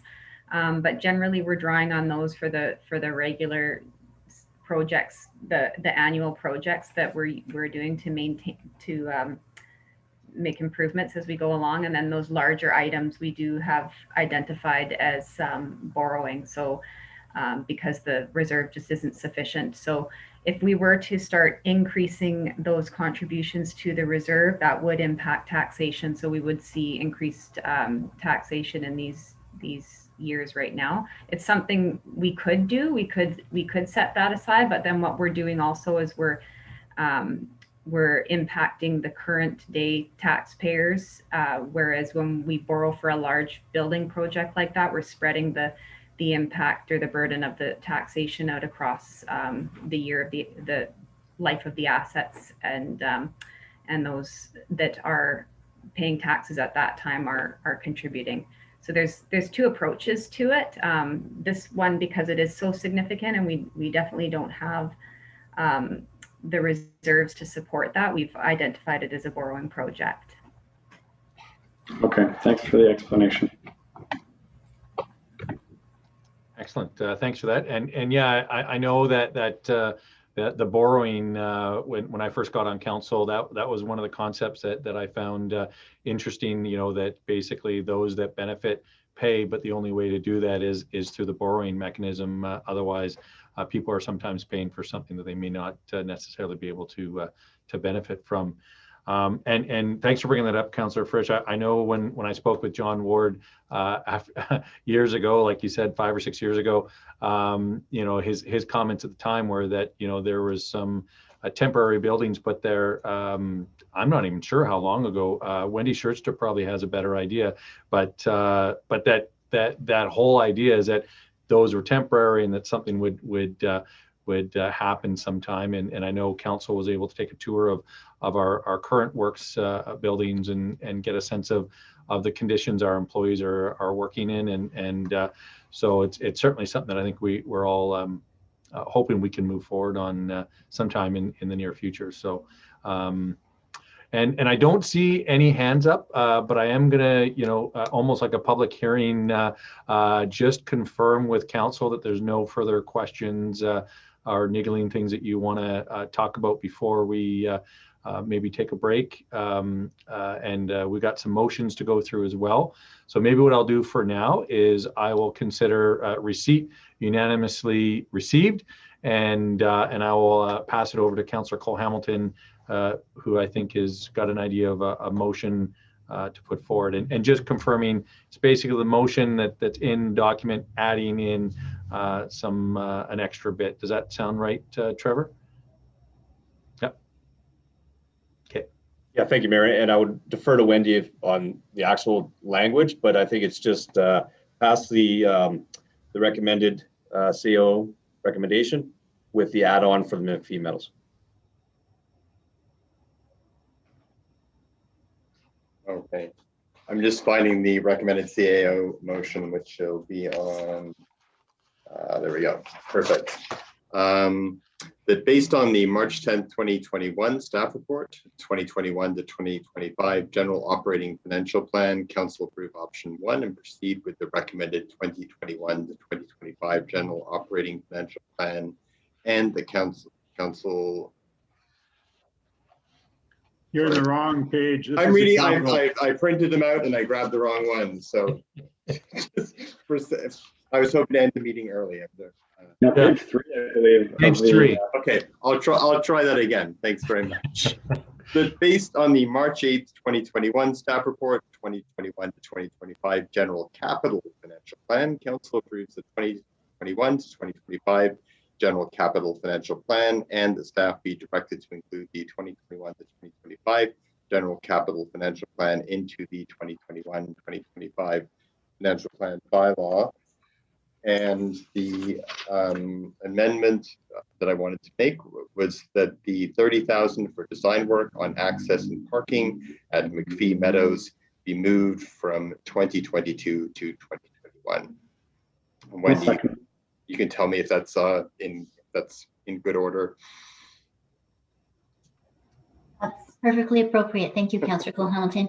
As long as I'm moving the right. And are we moving it, or are we waiting to hear back from our new Director of Parks and Rec to make sure we're good the way we are? All right, perfect. Everyone's nodding and smiling, so that's great. Sorry, did I miss a seconder? Yeah, Thank you, Councillor McCollum. Appreciate that. And Councillor Frisch missed it by that much. Any further conversation around this budget before I take the vote? I don't see anything. So with that, I will confirm with Council, starting with Councillor Cole-Hamilton. In favor. Councillor Frisch. In favor. Councillor Hillian. In favor. Councillor McCollum. In favor. Councillor Morin. In favor. Councillor Theos. And Councillor Theos looked like he just froze. But just him. Well, I'm going to vote in favor and maybe give Councillor Theos a moment to come back. Again, just want to thank Council. It was a nice, robust conversation, and a great job by staff. I think looking at what our options are, especially with this past year. Oh, I think Councillor Theos is back. Oh, yes, I'm back, and I'm in favor. Excellent. I was just trying to fill a little bit of time. Thanks. And Thanks, thanking Mayor. everybody for their conversation. Sorry for being a little bit of a stickler on the questions, but just to help keep things moving along. And even quick questions can have longer answers. So, but I want to appreciate everybody's patience. And with that was unanimous.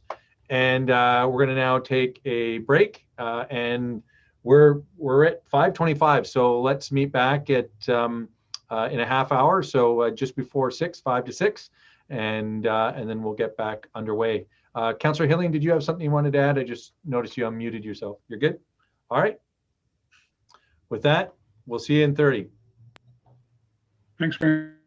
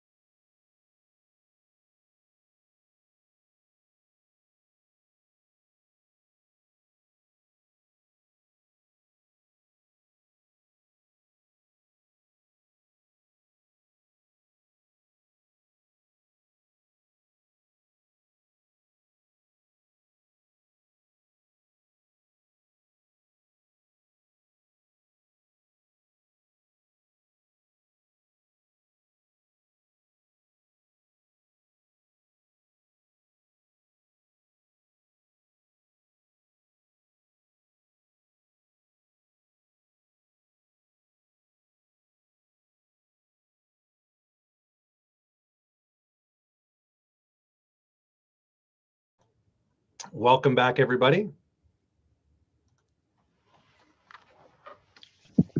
Hi, Mayor. Look at that. Hello, hello.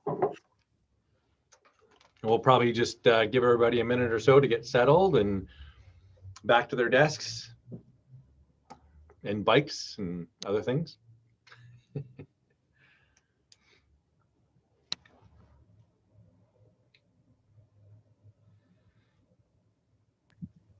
I'll change the scenery for the next half. Thank you.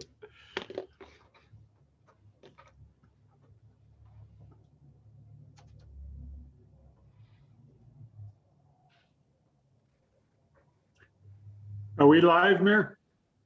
We are indeed live. Yeah, we, as Okay. far as I know, we didn't stop anything. So I think we're All right. continuing right from where we were. Basically all the cameras went off. And then when I turned my camera back on, I do have the stream next to me. So I just watched that just to make sure it looks tickety-boo. And all right.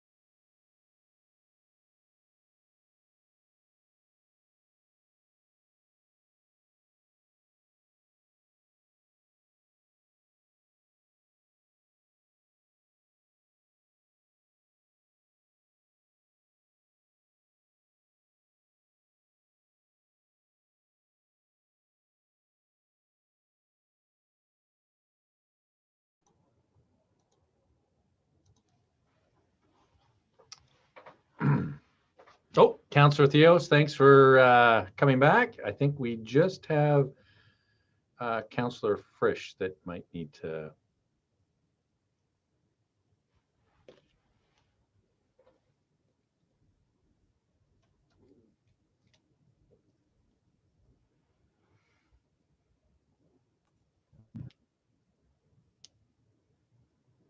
Councillor Frisch is back. Excellent.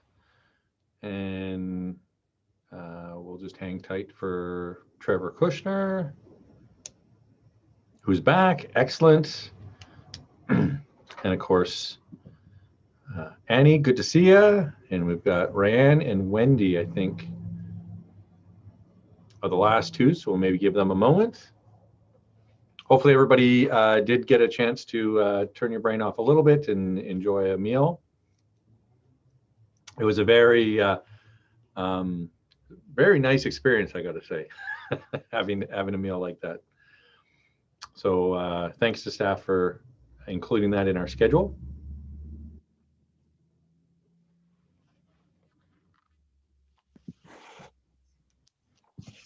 Well, my prawns are still unthawing, so I'm not eating them till later. Did you get them from behind you there in your picture? No, I got them from Quadra, actually, your stomping grounds. Mm-hmm. Excellent. Your prawns and Connor's lobster, you guys are all high class. I just need to get oysters next time to join the party. I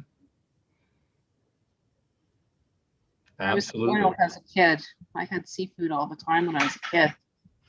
So Do love the seafood. Deviled eggs. It's all about the deviled eggs. But, Now, what am I talking about? I love all food. You know, I just love food. Yeah, and Councillor Cole Hamilton, I get the comment about the deviled eggs. I mean, when they come out, and I don't know if it's just because I spent most of my life not eating deviled eggs, but yeah, I mean, I get that weird craving when I see them. I don't know if that's just part of our evolution or where that comes from, but excellent. And I think we're nearly there. Wendy Schritzta, do we need to wait for Rayanne as well, or are we relatively good? Oh, there's Rayanne. Excellent. I think that's it. If this was the Brady Bunch, I think we would be ready to go. So with that, we're going to move on to our second item. If somebody could please move the 2021-2025 General Operating Financial Plan. Move receipt. Second. Excellent. Thanks for that. And I will pass it over to staff. Interim CAO Trevor Kushner. Thank you, Mayor. Staff are pleased to present the operating portion of this discussion tonight. Again, the same principles that were used in the creation of the general plan are used as well in the operational plan, in that very measured, very controlled spending, understanding the significant impacts of COVID on this community, while also trying to satisfy some of the strategic initiatives that council has and that staff respect and always are trying to complete. One of the issues, of course, that we always have with operations is our capacity. We know that we have capacity gaps, and it certainly will form an important part of the early days discussions with our new CAO. But for this budget, we heard loud and clear no new positions, although there is one position, a new bylaw enforcement officer funded by the COVID restart funding. But we did hear loud and clear that no new positions at this time and keep the tax implications low. I think we've achieved that, and that's a testament to the senior leadership group. With that, I'll pass it over to Jennifer Nelson to summarize the report and take any questions. I think the earlier format in the general side worked quite well, so we'll look forward to answering the questions that council may have. Jennifer? Yes, thank you. Through the CAO to Mayor and Council. So in preparation for the general operating financial plan, it was a challenging budget year as it was developed during COVID, and we had some changing health orders that were happening at the time. So we started preparation in the early fall, and of course we're planning based on a certain level of service, and then some of those health orders changed as we were part way. So we went back and we did revisit those revenues and expenses and try to provide a very realistic approach to where we thought we would land up. So we've incorporated those reductions to some of those revenues, such as recreation and gaming, into this budget. And we've utilized some of the COVID-19 Safe Restart grant funds to help offset some of those losses. So we've done our best to do so, and we will, as we head into the actual 2021 financial year, we'll be monitoring again very closely as where we're actually landing in terms of where we thought we may land. So in this financial plan, we're proposing $36.5 million of operating expenditures. This is about 1% higher than it was in 2020. So there's a variance of about $369,000 between 2021 and 2020. And the variance is explained throughout the report and in quite detail. Pages 19 through 29 of your agenda provides details on the variances by department. So I won't go through all of those details. I'll leave that for council to review. And if they have questions at the end, we can respond to those questions by department. And maybe what I'll just touch on is those external cost drivers that we're faced with that are affecting this budget. So within that, we do have contractual wage and benefits that we are committed to. So we incorporate our standard potential increase within the budget, and as well as we're faced with minimum wage increases this year, which we've incorporated. So the combination of those increases across the board makes up about $315,000. We are facing increased costs relating to RCMP. So that contract increases from 2020 to 2021. We're estimating about $115,000 impacting this budget. And council will recall that you provided already approval in principle in in the summer of last year for this upcoming contract, and you will get an opportunity to revisit that contract in April for final approval. We're experiencing increased insurance premiums and utility costs this year, which make up $50,000 across the budget, as well as we have incorporated an increase to the Comox Valley Regional District Emergency Program of $35,900, and that is approved at the CVRD level, but does impact our budget. It's a little different than all the other requisitions that flow through their taxation. This actually impacts our budget, so we see that in those increased costs. We have also provided a decrease of $112,000 related to travel across the board to recognize the fact that staff and council won't likely be either reduced or not traveling in 2021 due to the COVID pandemic. So all those external cost drivers I mentioned, they're in the range of around $400,000 impacting our budget. So moving on to the revenue side, we are expecting revenue losses related to the pandemic, which I mentioned, and we are utilizing the COVID restart funds to assist with that. The city was extremely fortunate to receive $4.1 million in the COVID-19 restart funds in late 2020. And that was intended to assist us with operating revenue losses and increased expenses related to COVID-19. Our Finance Select Committee and Council have already reviewed the use of these funds early this year, and we've taken their direction and then brought that into this financial plan based on that. So any surplus, because we did take in about half of that revenue in 2020, and any surplus that was generated related to that, we are holding and bringing and utilizing in 2021 and 2022 to help keep that tax rate reasonable and maintain our operations safely.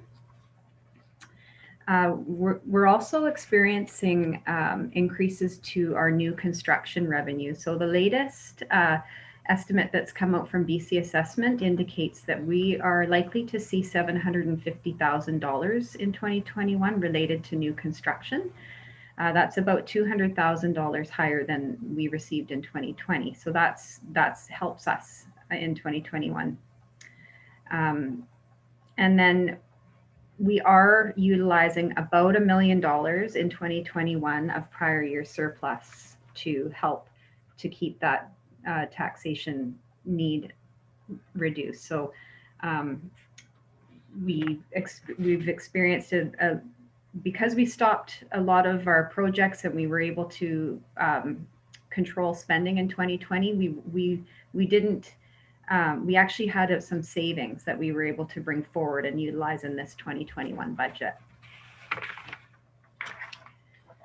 So that brings us, basically wraps it up. We've kind of gone through the expense side and where those other sources of revenue are coming from. And then the final piece to this is the taxation requirement. So we've been able to, through all of our reviews, hold the tax rate about 1.86% is what we're proposing here today.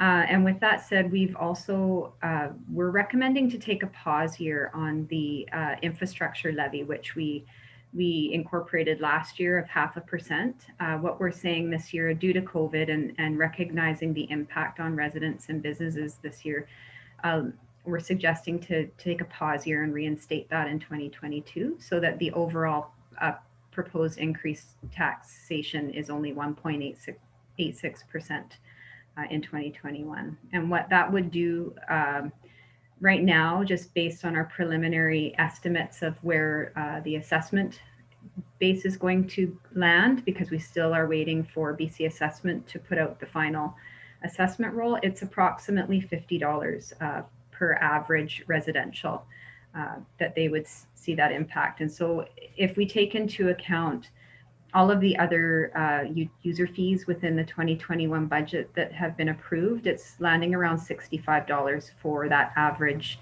$475,000 assessed residents. Council will have an opportunity in early April, though, to revisit that commercial multiplier in terms of where they would like that to land. And so that can affect the ultimate tax rate and how that's applied. But that will come back to you in April once we have the final assessment established. So maybe before I wrap up and turn it over to council for questions, I just thought I'd maybe let you know the next steps. So at this point, after tonight, we would take any potential changes. I know we had one previously from the capital presentation. We would take that, make those adjustments, pull it all together, post this on our website and solicit feedback from the public. And then we would return back we're planning for April 6th to return back to council with the bylaw, the public feedback, and we'll have that tax rate discussion with you around where you'd like to see the commercial multiplier land. And that would set us up nicely to be able to get the financial plan and the tax rate bylaw adopted by the deadline of May 15th. So with that said, I'll turn it back over for questions. Excellent. And I see that Trevor Kushner has the first question, so I'll leave.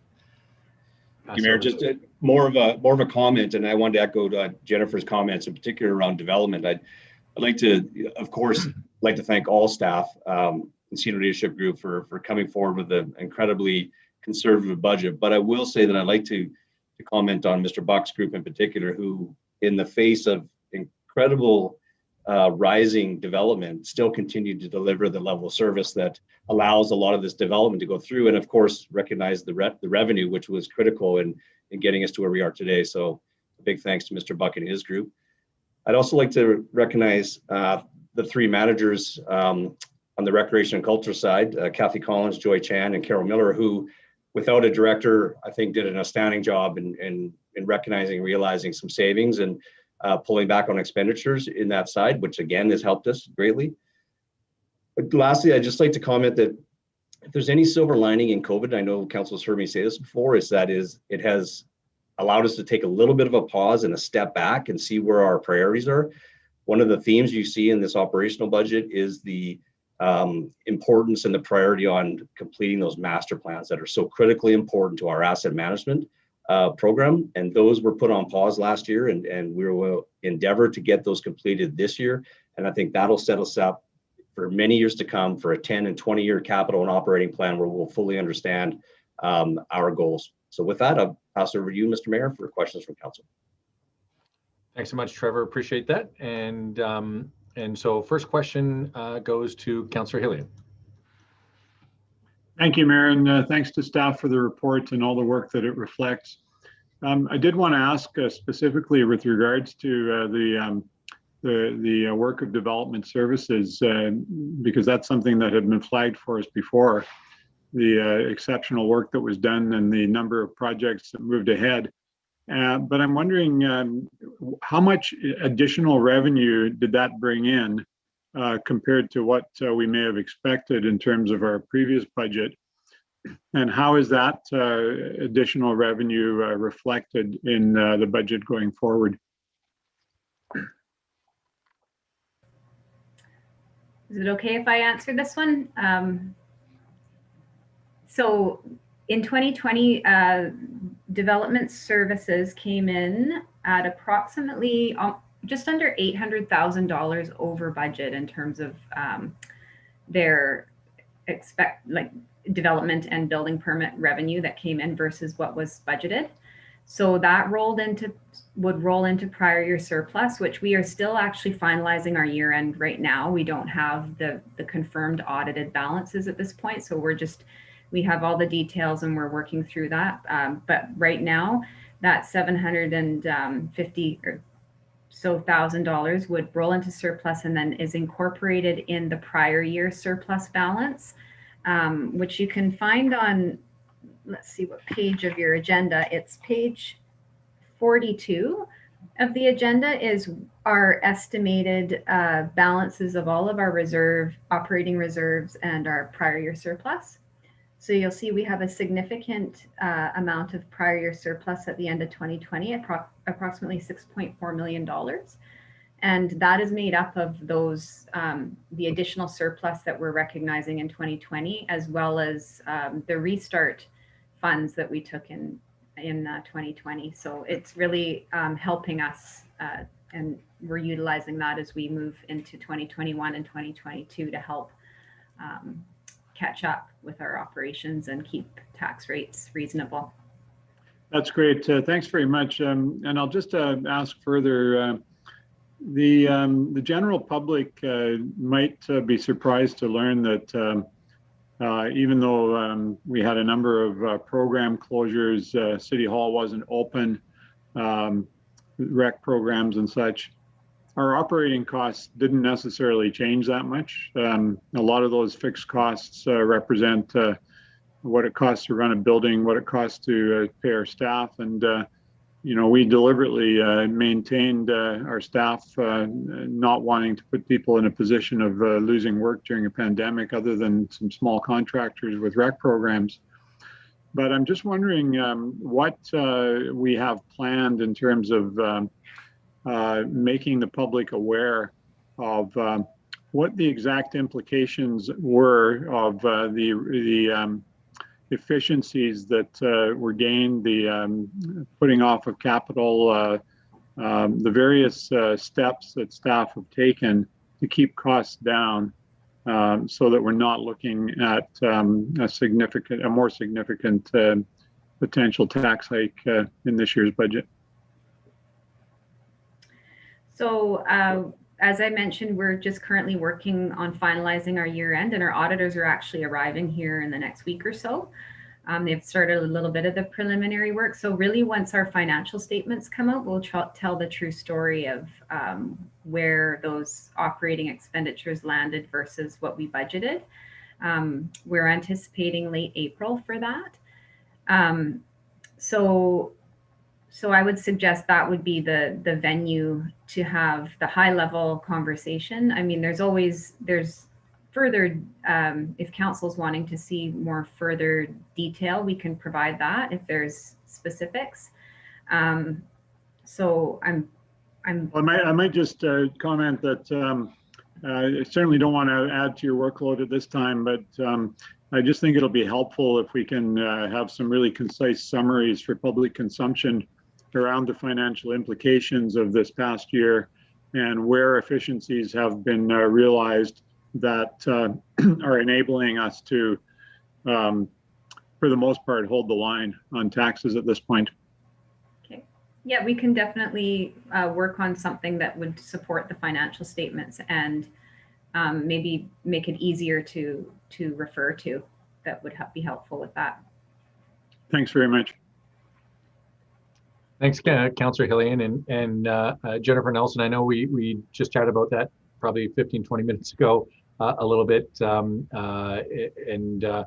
a possibility maybe that Ann can help create that, I guess, for lack of a better term, more digestible when people are looking at all the numbers and stuff. But next we have Councillor Moore. Great, thank you, Mayor. I just wanted to touch on the development services piece. I know that we've been pretty amazed with how much work has been done in that department, and the good news story of so much development happening, and really obviously all of our staff deserve accolades, but I think in terms of really trying to help us address those strategic priorities and to address the number one issue in our community, which is around housing. It's a challenging time, and I think they've really stepped up. So I guess I'm wondering at what point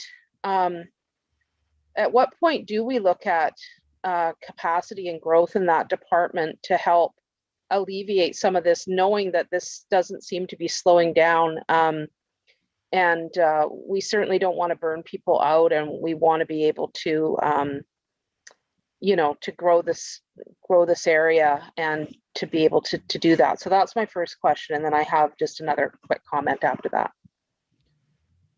Thank you, Councillor. Maybe I'll jump in and make a comment, and then Mr. Buck can jump in behind me.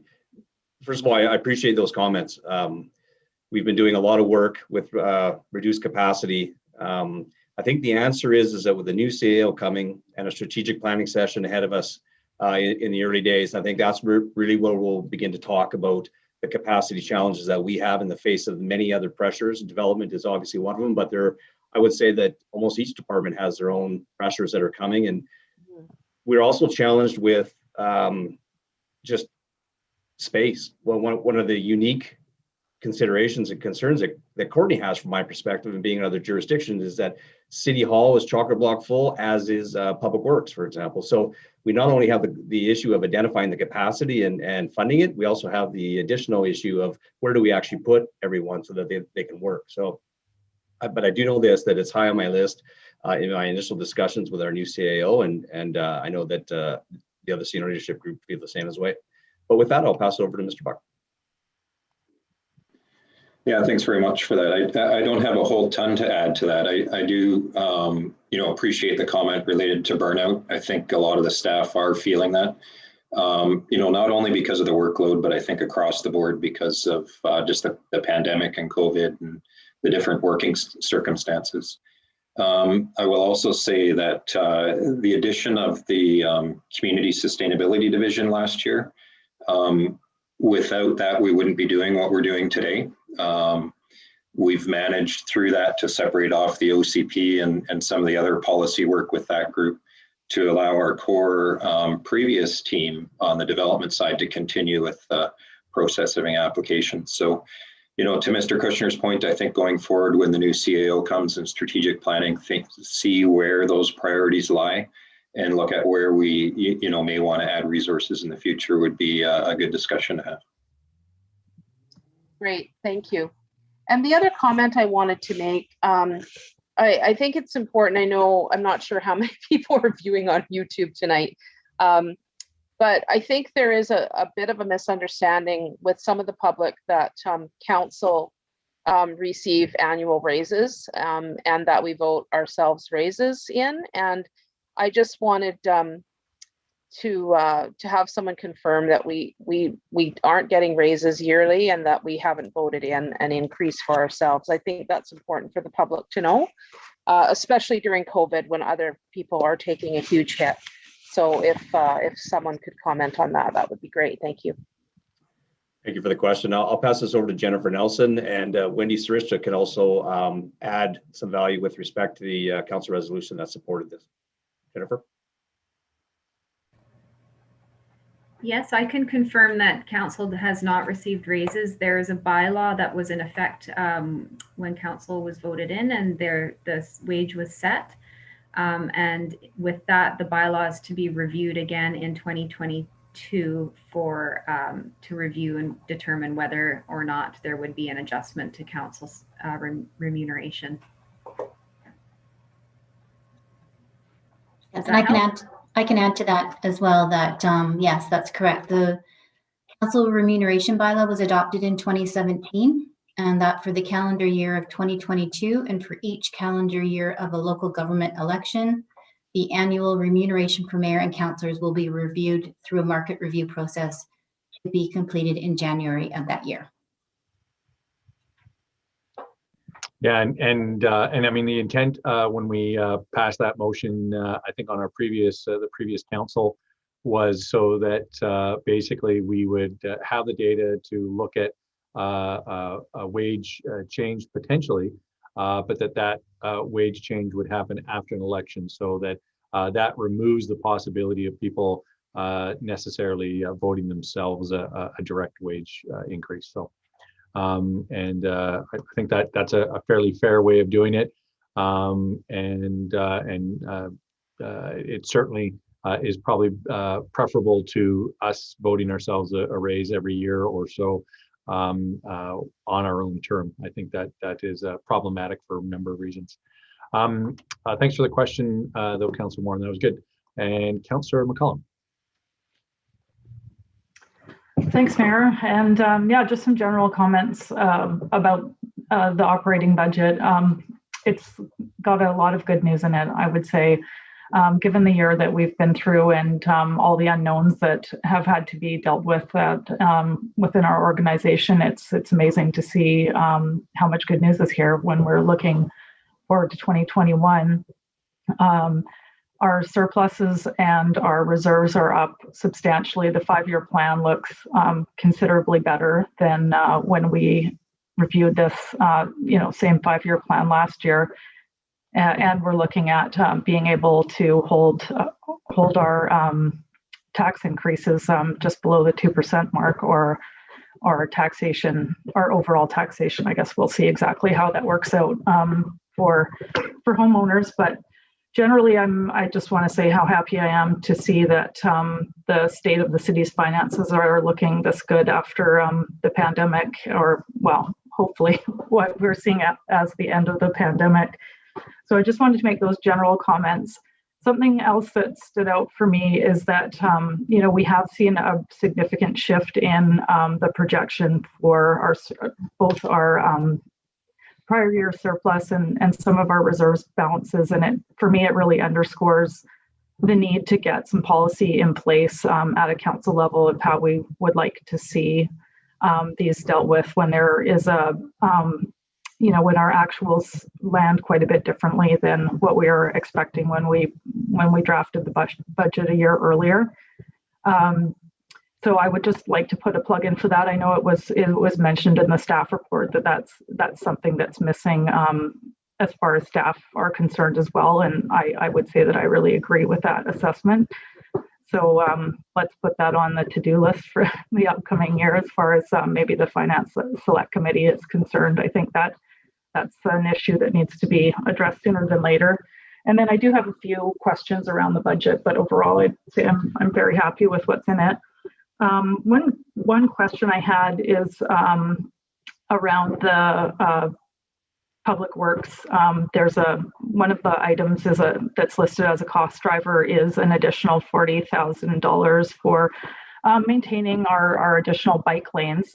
And I know this item also was in last year's, and I just wanted clarity. So did we add $40,000 to this operating budget last year for maintaining bike lanes, and then we are adding another $40,000 onto it this year, or are we highlighting the same amount in both budgets? Yeah, thanks for the question. I'll pass this over to Kyle Shaw.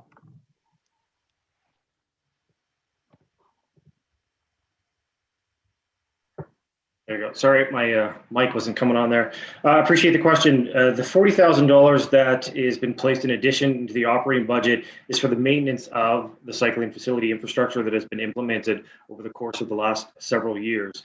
So that includes the long line and the transverse thermal markings, as well as the signage inclusive. I'm unfamiliar if it is a duplication, and maybe finance can speak to that particular aspect of your question. As you, Councillor McCollum, you were asking for clarification that it's in. You see it twice in last year. No, my question was, is it an additional cost driver? It's listed as a new amount, but last year it was also listed as a new amount. So I'm not clear. Have we added over the last 2 years $80,000 to maintain bike lanes, or is it the same $40,000 that was added to the budget for this additional maintenance cost last year? I'm just trying to understand how much money we're allocating to painted bike lanes maintenance. Yeah, thank you for the clarity. It's $40,000 for this year, not $80,000 over the last 2 years. Okay, so it's not an additional amount then. It was in last year's budget as well. Is that right? Yes, that's correct. Thanks for the clarity. What was the other question I had? Oh, the other question I had relates to the highway facilities DCC. A couple questions came up for me around this because the amounts have changed between last year's and this year's, and I'm not clear exactly what these funds are utilized for. And so I'm wondering if I could get clarity on how we decide or what these funds are set aside for, and why we're taking less money out of that DCC in the 5-year plan. Yeah, thanks for that question. And before I pass it over to Mr. Buck to talk about DCCs, I really appreciate if you brought that up. That's one of the things that's critical, a critical outcome of all the master plans, in particular the Cycle Network Plan and the Transportation Master Plan, is the update to the DCC project. Right now, or pardon me, the bylaw, right now, our DCCs are very scattered and very unique in terms of all the projects that are identified, and it makes it very difficult. So it's one of the critical things we need to do this year. But with that, I'll pass over to Mr. Buck. Thanks very much. I can't speak directly to the projects this year that are being funded through it. I don't know if finance can speak to that, but just at a very high level, when development cost charge bylaws are created, there's a list of projects for each of the categories, in this case for highway projects, road projects, that are related to growth in the community. So not background growth that we fund through regular taxation, but new growth. There is a complicated formula of how that's split between the existing taxpayer and the developers. But that core list of projects are the only ones that those funds can be used for. So this year, I don't know what exactly those are, but that's kind of high level how those funds are created and sit in that reserve for those purposes. And just a quick follow-up. So, a significant increase in this is just related to the fact that we've seen a lot of development in the last year. So we've received more DCC money than what we were expecting. Is that correct? That's correct. In terms of the amount that sits in the reserve, the more development we see, the more money that would go into that account. On the expense side, what we're taking out would be related to what we're funding through that reserve. So a reduction in what's coming out is likely projects that have been pushed a little further out onto the horizon rather than a change in what's included in that. I would say either pushed further out or just the projects that are being completed this year don't fit within what's considered an eligible project. So the ones that are in that core list. Okay, yeah, that makes sense. Thanks for that. I'll let someone else take over. Thanks, Councillor McCullum. Next, we have Councillor Cole-Hamilton. Yeah, thank you very much, Mayor, and thank you, Jennifer, for this budget document. There's a lot to be encouraged about here, and one of those items is just the on page 42, our total general surplus and reserves. We come in at 23.7 million, and last year the estimate for 2020 was 14.2 million. So those are very, very encouraging figures. And I know that part of that is due to the COVID Restart Fund money, which was 4.1, I believe. I was just in a general sense, rather than breaking it down, but in a general sense, to what do we attribute the remainder of the growth in our surplus and reserves at this point?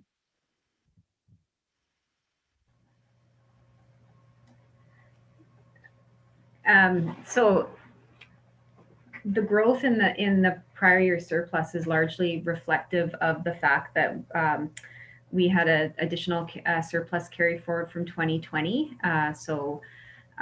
And we received those restart funds that we took a portion of. We took approximately half of it in 2020. The other reserves is generally the growth is in those other reserves is related to there's a combination of projects being pushed forward where we're not drawing on them as significantly in those near years, but also we're very conservative when we're budgeting our reserve levels. So we often don't anticipate incoming amenity reserves. We don't anticipate incoming DCCs. We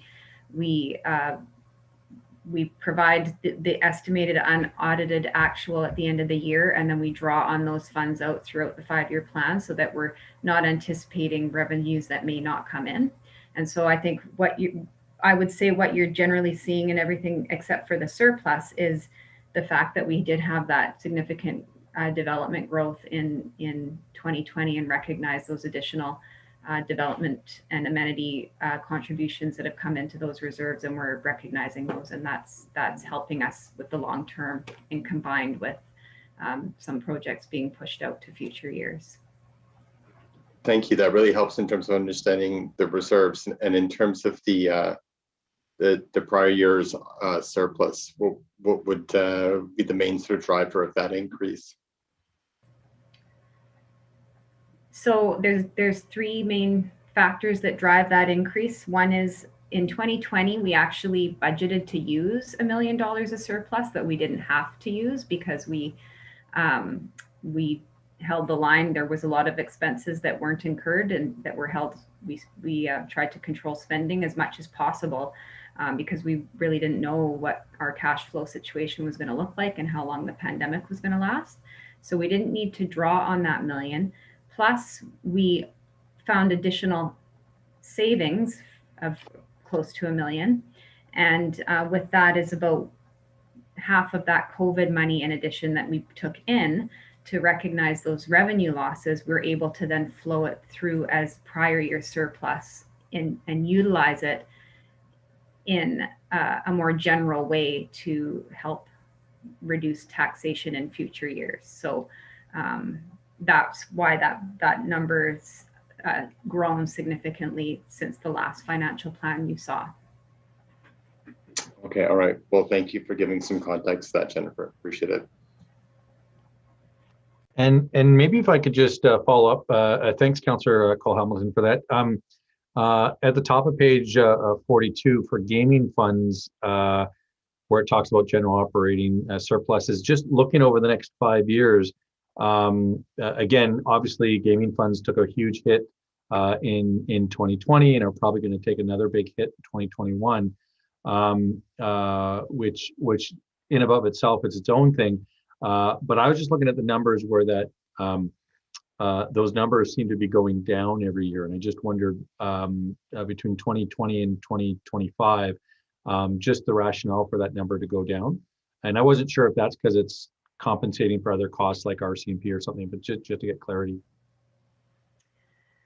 Yeah, so you'll recall the Finance Select Committee reviewed the gaming fund in early January, and one of the decisions that was made was to use the restart funds to pay back those revenue losses, approximately $725,000 in 2020 and 2021. So we actually used that money to offset those losses and keep the gaming fund intact so that council could continue to use that fund in the same way going forward as they had in the past. One of the sort of policy decisions that councils had in the past with the gaming fund is to generally leave approximately 1 year's worth of revenue in the fund. And so in a normal year, 1 year's worth of revenue is about $1 million. So in reviewing the funding pattern going out, or the spending pattern of the gaming fund from 2021 through 2025, we've maintained those levels. And part of that is also contributing to infrastructure that council made that decision last year to use a portion of that to put funds into the infrastructure reserve instead of increasing the infrastructure levy to assist with reducing taxation. So as we continue that funding pattern from 2022 through 2025, we are utilizing more of it and bringing that balance back to that comfortable $1 million level, which is where we want to keep that fund. So in the agenda page, I believe it's the last page of your agenda on page 44, that is that approved Finance Select Committee approved option for gaming fund usage over the next 5 years. So also reinstating that grant and aid program that we had to put on pause in 2020 and 2021. So the plan is to get that back up and running for 2022 as well. And then we'll be continuing that same funding pattern towards supporting policing and the arts groups as well. So the details for that is on page 44. Hopefully that helps. Absolutely. Thanks so much for that clarification. Really appreciate it. And Councillor Frisch. Yeah, thanks, Mayor. And yeah, overall, the operating budget is encouraging to know that we are doing well and obviously in good hands by our staff, so that's great to see. I'm going to reinforce this idea of capacity and trying to catch up a little bit. I know you mentioned holding the line and no new hires a couple times, but it's a mantra that had been put forward at the city for decades, and it left us in a really tough position. And so at some point, we do have to tackle that, and we need human resources to be looking at all our departments, like you mentioned, to make sure that everyone is getting the support they need to support this growing community. And I think a lot of people have the mentality that we're this, we're a town or a very small town, but in fact, we're growing so fast.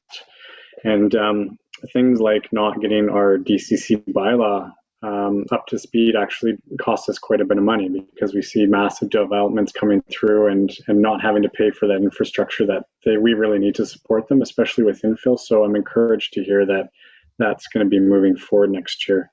I was going to ask a quick follow-up on the cost drivers. You mentioned council isn't getting a raise, but does council get an automatic 2% increase or consumer price index increase every year?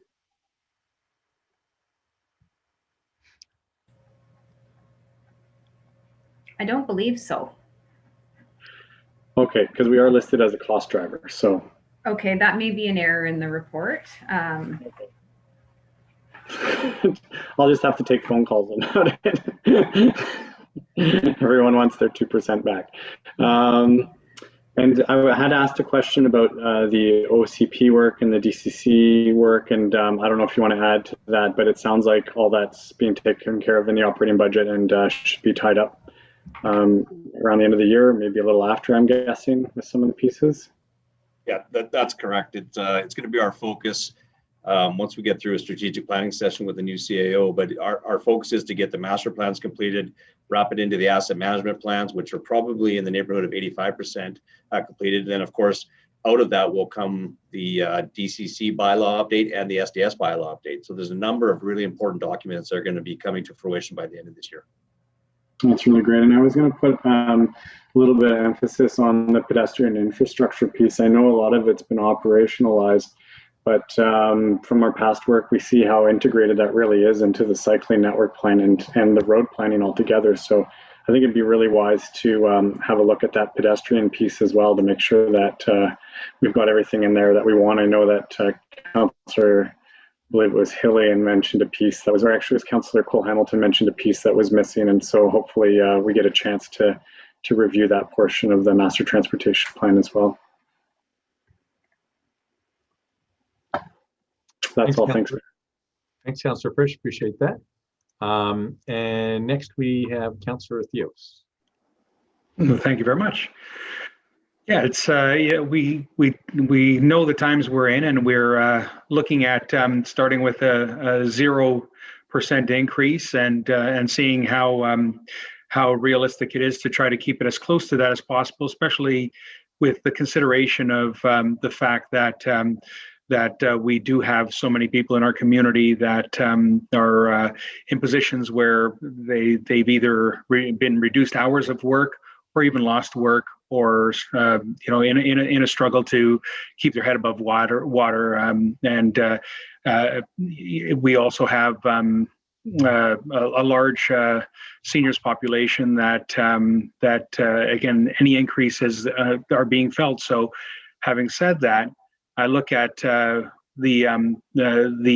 outcomes of this budget and this operating budget, and I do see that the staff have put together quite a reasonable increase, and they've taken into consideration all those factors that I was mentioning of the challenges that people are facing.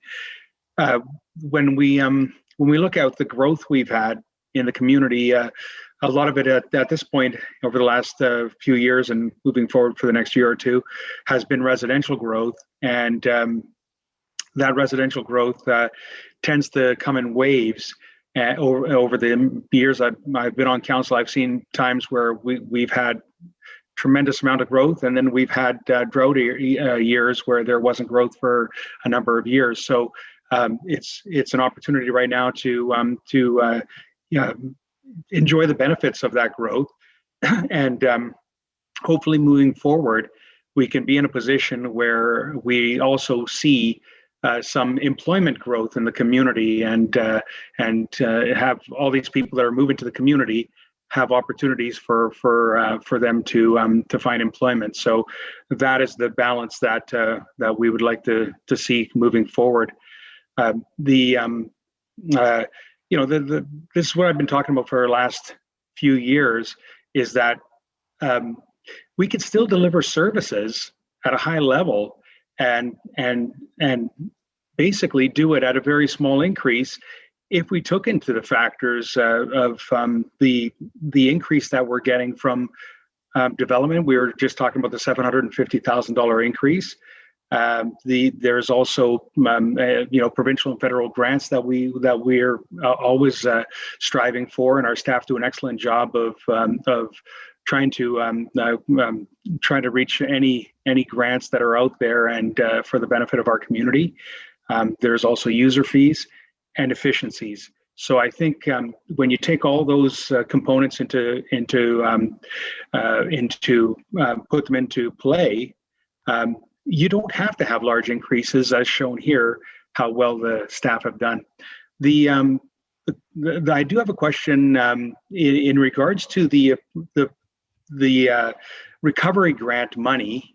The proposed funds that we're putting forward for 2021, we could be in a position where we've allocated a certain amount of funds for projects, but if conditions change to our benefit, and for instance, some of these dollars that are allocated through the recovery fund aren't needed because of those conditions change.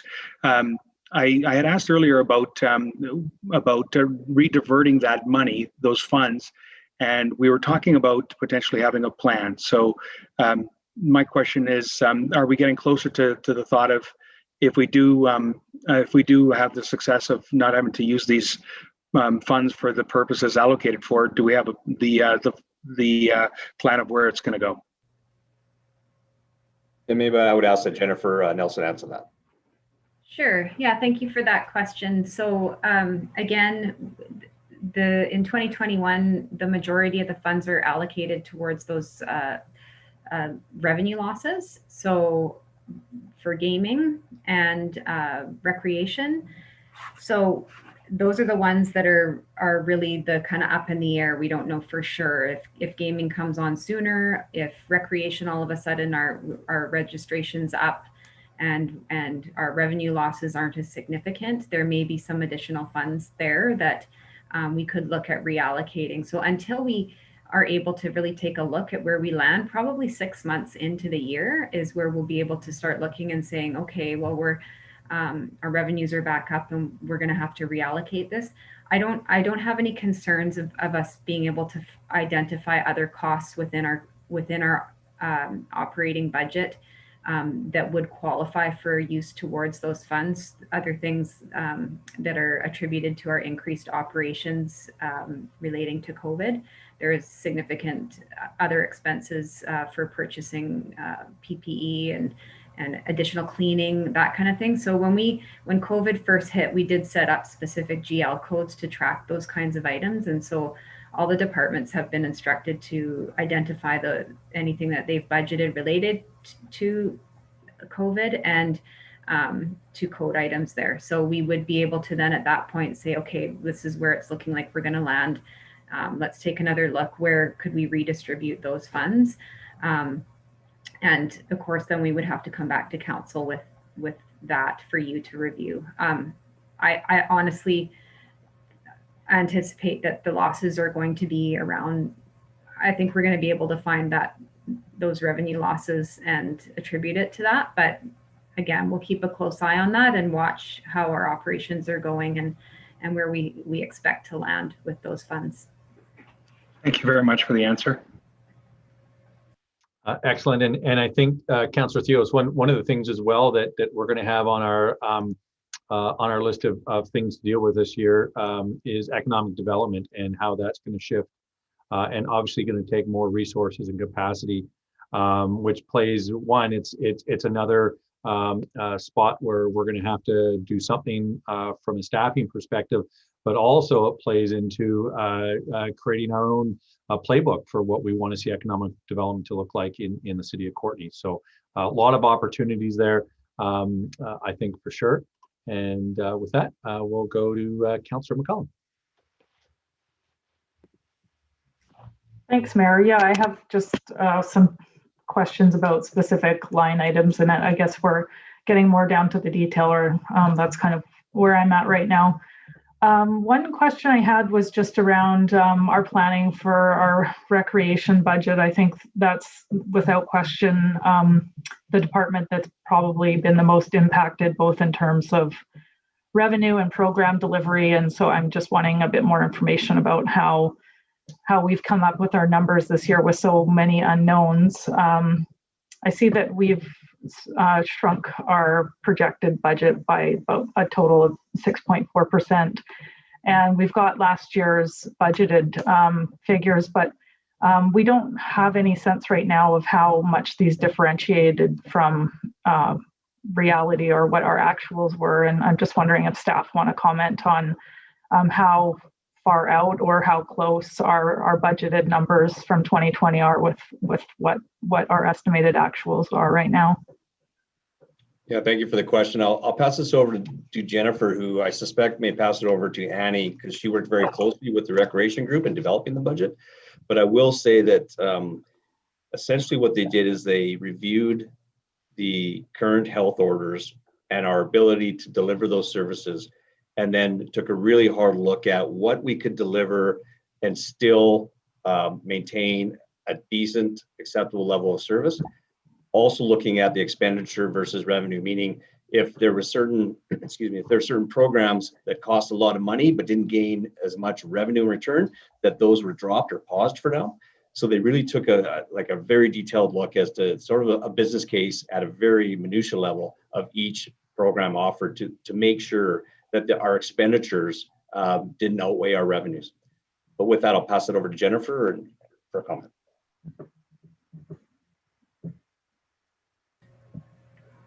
Yes, thank you for that, Trevor. That's exactly the idea, and that's what we actually went back and forth with Recreation twice as they submitted their first budget, and then of course the health orders changed again, and they went back and took another look based on that.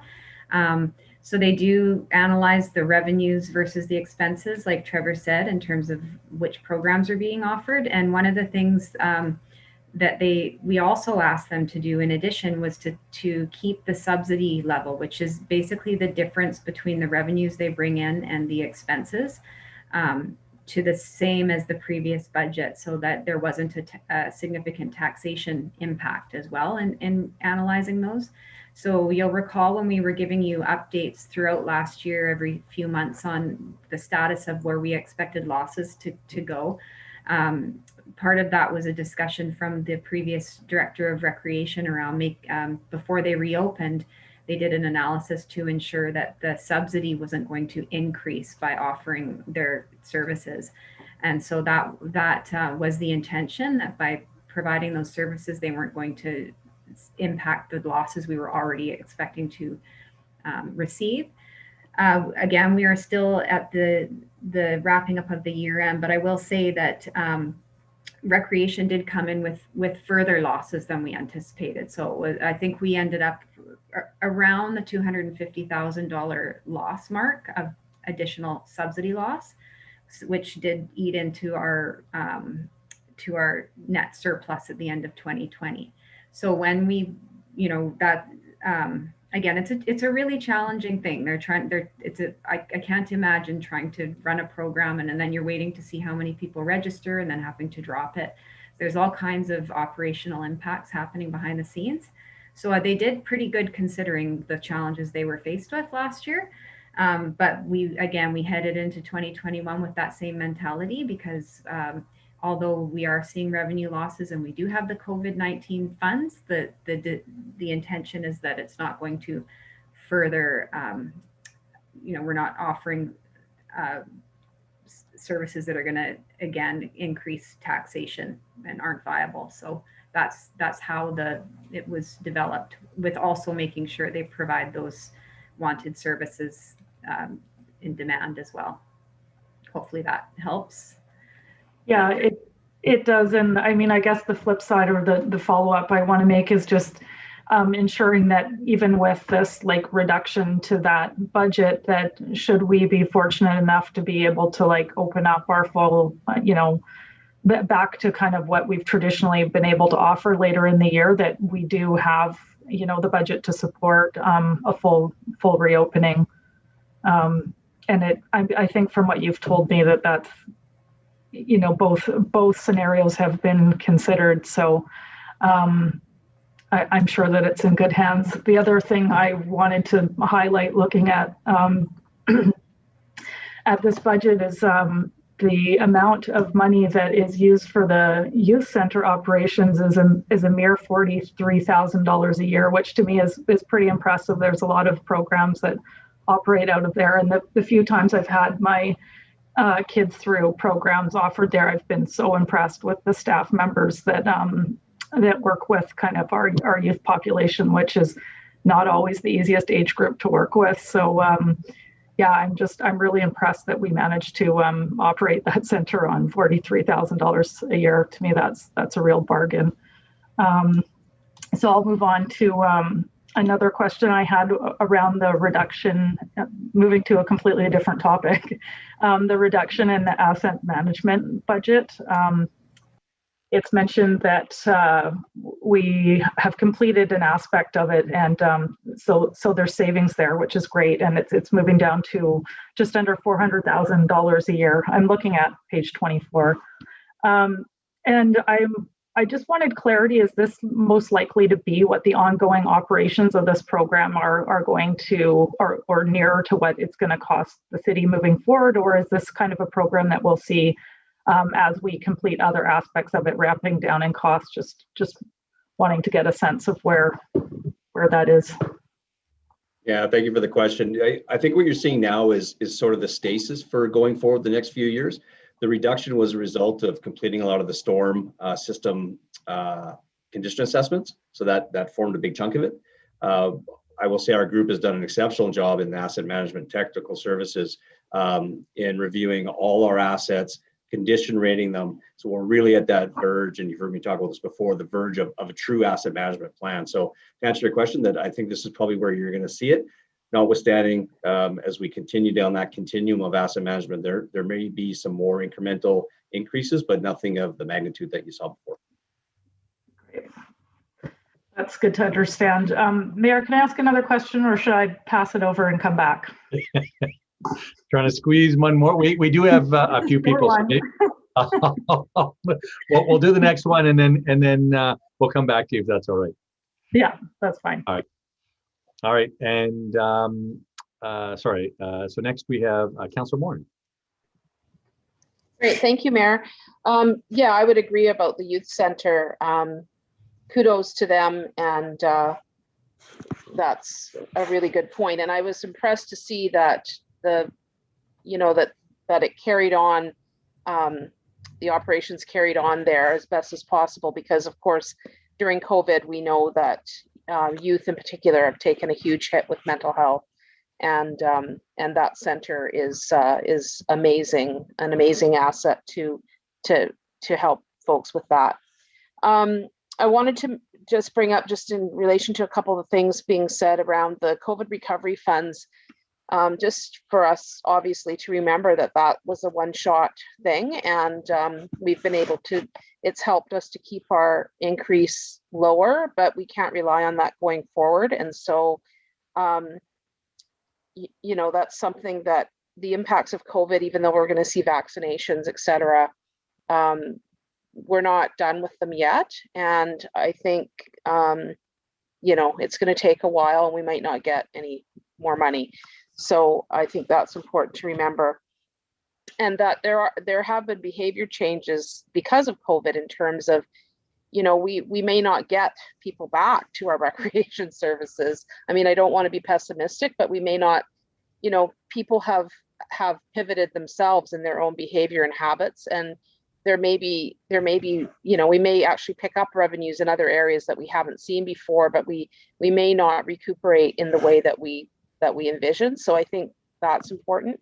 And just around the commercial piece, I know I've been connecting with some realtors lately, and they said that actually people are selling their commercial spaces and working from home because COVID, so many people have been working from home. So, you know, we may not see the commercial growth either for a little while that we anticipate, because people are kind of, you know, they're having to look at their own overhead and things like that.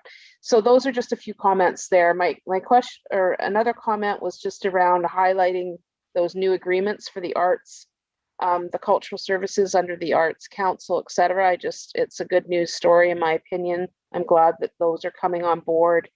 We know that the arts are really important to our community, and again, they're helping people through these difficult times, and there's been a lot of community outreach, and in fact, you know, helping our residents access free, you know, no charge art activities, et cetera, which again helps with our social well-being and mental health. So I'm really happy to see that that's come online.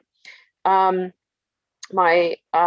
think my only question was around, I wasn't sure where the which line item our cleanup costs come from for encampments, et cetera. If that, I know that we contract out for some of that, and I was just curious whether those costs had increased this year, or you know, kind of what our plan is around that. Because it seems like we've been busier this year than prior, and I just wondered if someone could give an update on that aspect. What I can say, looking at it, is historically it's always been embedded in the public works budget. Back a couple of years ago, we created its own line item, and I think back then it was about $40,000. Maybe made it been a little bit less, actually, around 30,000. And we have incrementally increased it. We saw a huge surge, I'm going to say 18 months ago to 2 years ago. It significantly spiked. I think our expenditures were well over budget. Without looking at it exactly, and I can answer this question shortly once I have a quick chance to review, but if it's, I think it's around the $40,000 or $45,000 range.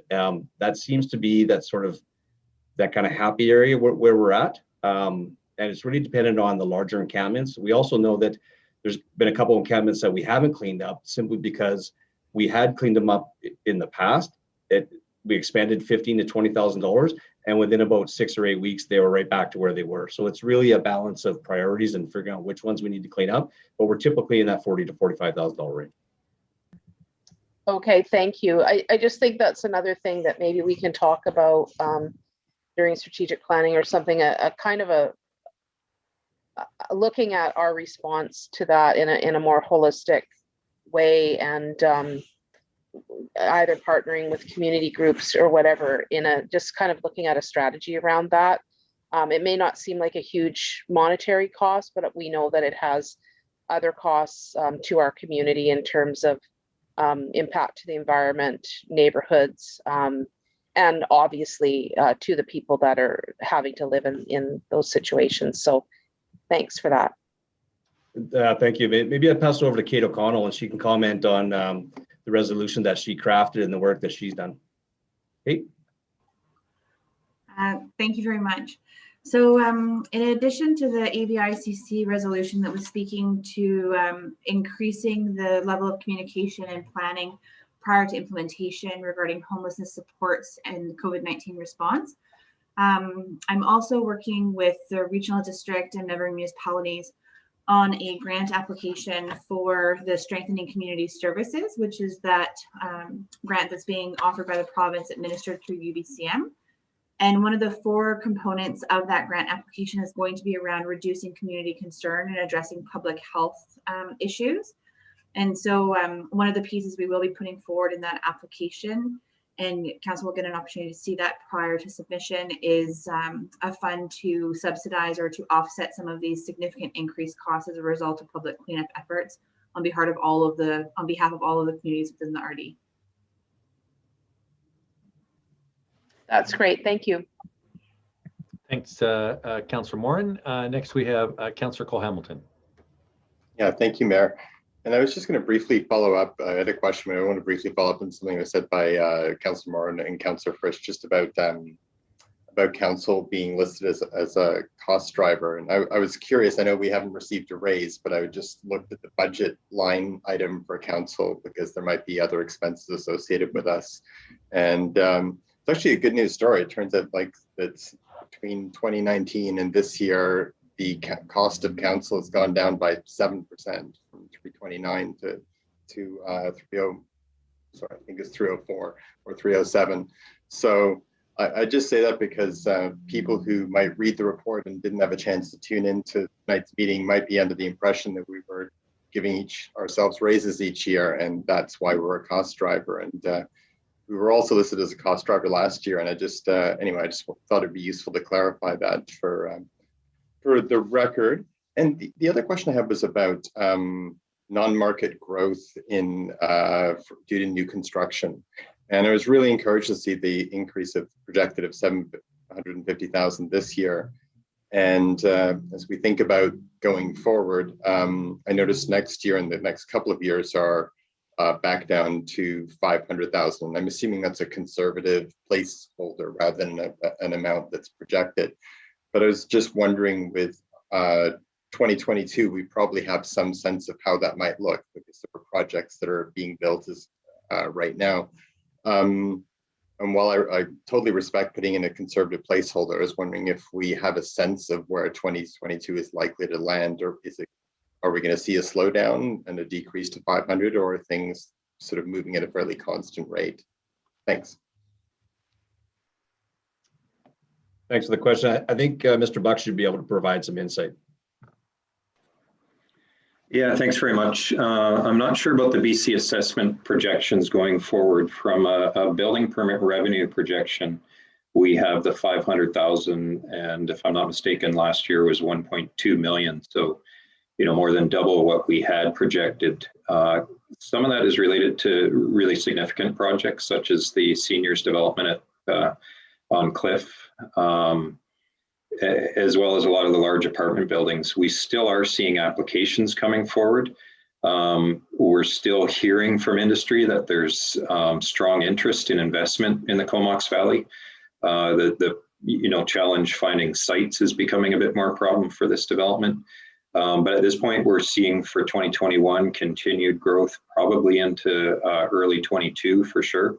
But when it comes to real estate development, I think it's one of those crystal ball kind of things. Interest rate changes, different dynamics can shift things on a dime. And earlier comment was made about I think it was Councillor Theos about the up-down cycle of that growth. The interesting thing to me as the head of the department is oftentimes it's in those down cycles when you do your major policy work. Happens to be at this time where we've got those two aligned with each other, so extra pressures there. But I would say for the remainder of this year into next year, based on applications we're seeing at the planning stage, probably continued growth over the next 18 months. Okay, thanks. I can see we don't want to bank on that, but those are encouraging signs to see at this early point in things. Great, thanks very much, Ian. Thanks, Councillor Cole-Hamilton. And next we have Councillor Hilly. Thank you, Mayor. First of all, it was my impression that although Councillor's base remuneration was set, that we actually did get a bump up that coincided with what the staff received. So that may be why it's in as a cost driver. I think we should get some clarification on that because there seems to be some uncertainty around it. But I did want to ask about the item on page 21 under HR that speaks to, it's a small amount of money, that's not the issue, but apparently there's going to be a review of executive salaries for the fire department and executive staff. And I wondered, first of all, if staff could briefly speak to that and what the implications may be. And then on page 26, there's reference to the demolition of the building at 243 4th Street. And if we could just get some clarification on that, please. Yeah, thank you for the questions, Councillor Hillian. In regards to the exempt staffed salary update, it is just that, an update. It's not actually a review. A review was done a number of years ago. I'm going to say probably 4 or 5 years ago, and it's industry best practice to do it every 3 to 5 years. So we've put it into the operational budget for that review. And of course, that always helps with retention and strategies and securing exempt staff, as you know. The fire department one was a specific request of the fire chief, who's on the call tonight and can speak to that if he likes, but that's an actual salary review. So that'll be a third-party consultant that will do that review. I don't know, Chief, if you want to speak any more to that.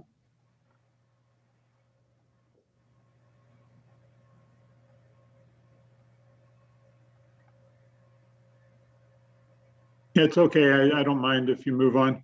Okay, well, maybe what I'll do is I'll let him get set and he can come back and I can respond to your second question. So yes, the 4th Street property, which was commonly known as the Girls and Boys Club, we did a condition assessment on that building a couple of years ago. We knew that it was in its final years. During the heavy rain and snow of this past winter, we actually had the roof partially collapse. So it is at the point of failure. So we've actually put a no entry sign on it.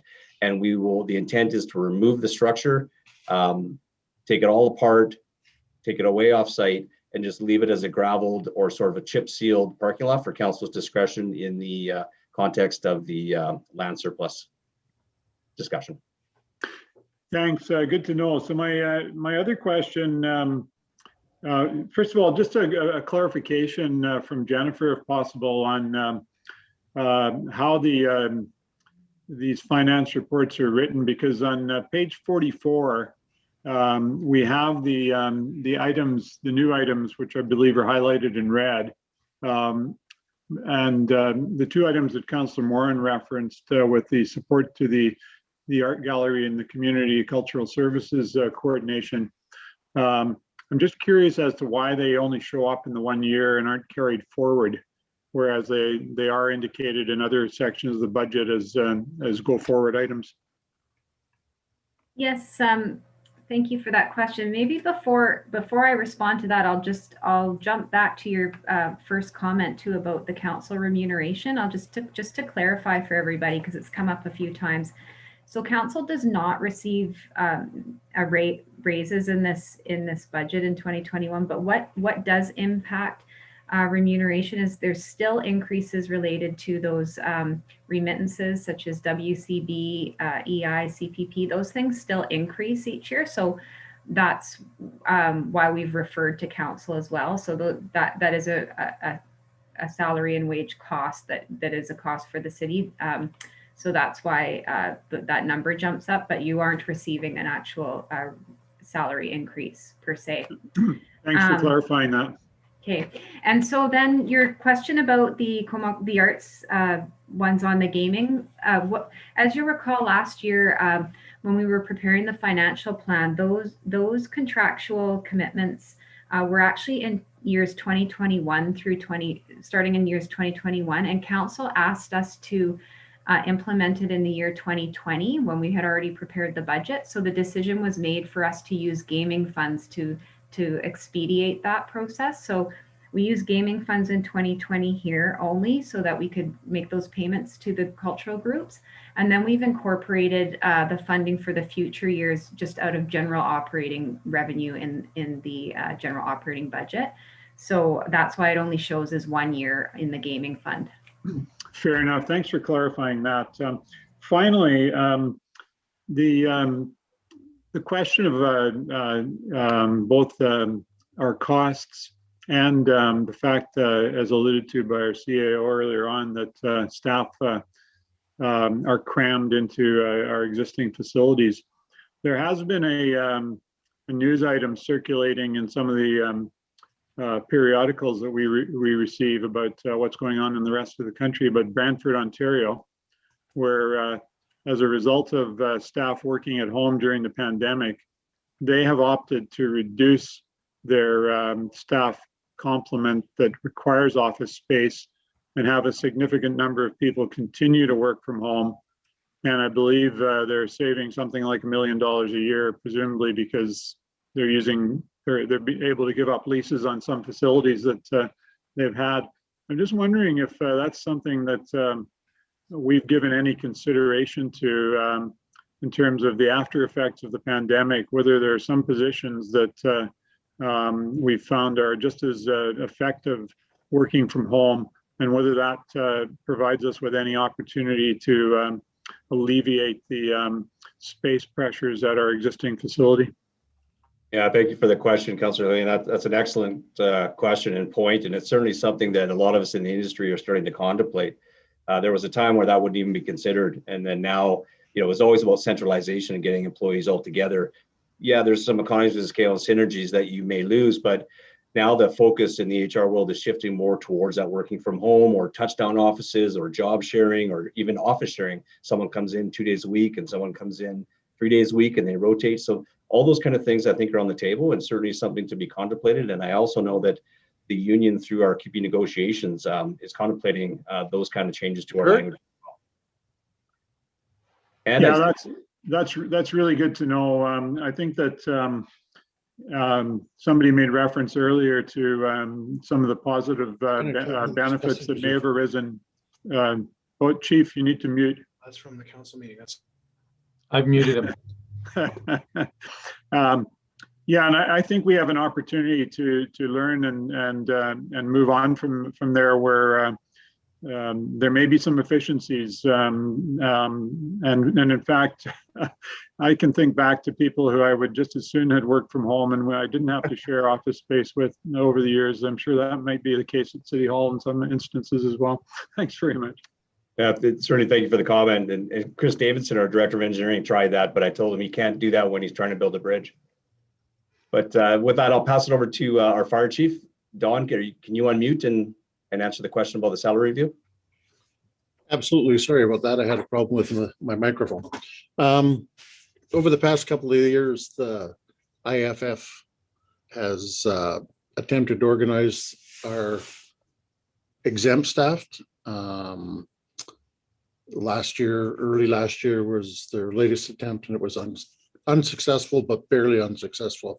During the last part of 2020, Comox Fire received a significant increase to their exempt fire staff, and of course, our staff is looking at that as well. So we wish to look at a review of what we're paying our guys in hopes of, quite honestly, holding off the IFF.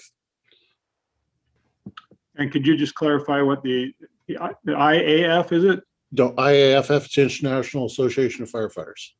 Okay, that's a professional association for Correct. exempt firefighters. Great, thanks very much. Excellent. Thanks, Councillor Hillian. And I think one thing that I'd probably point out, it's been pointed out, I think, a few times about council's salary, but the workload, I would say, over the last year for most of council has actually gone up significantly. Extra phone calls and meetings and just the fact that, you know, you could spend half a day or a whole day on these Zoom calls is actually, I think many of us find that more taxing than meeting in person. Even though we may not have had an in-person UBCM conference, there's still a virtual one, and et cetera. So it is good to see, and I appreciate the math that the cost of council has gone down. I believe it was 7% overall, but I think that also recognizing that the workload, especially this last year, I think council really stepped up and made sure that we're still attending meetings as needed and going above and beyond. So, and with that, Councillor McCollum. Thanks, Mayor. Yeah, just a couple of last questions.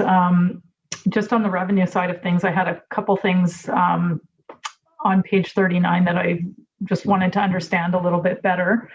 One was just a little explanation as to what the transfers from other government and agencies are. I assume the gas tax must fall into that, but I'm curious what else makes up that number, because it looks a little bigger than what we'd normally expect from that revenue source.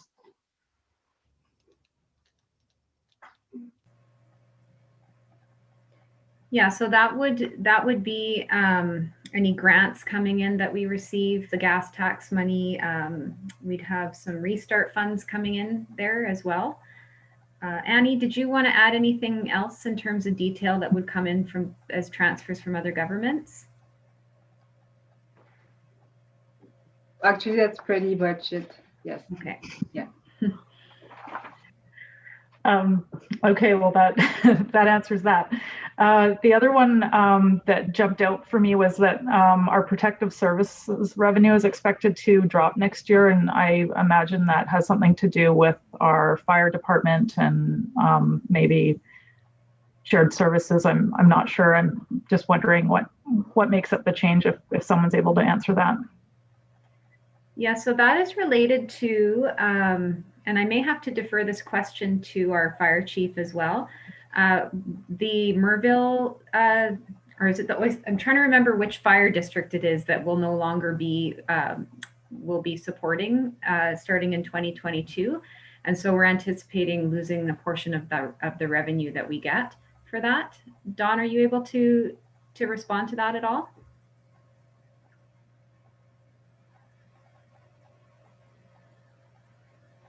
Oh, Dawn, I think your microphone is giving you grief again. Kurt, you might have to go whack that thing. How's that? Again. Oh, there we go. Okay, got there we it. go. It's working good. Sorry about that.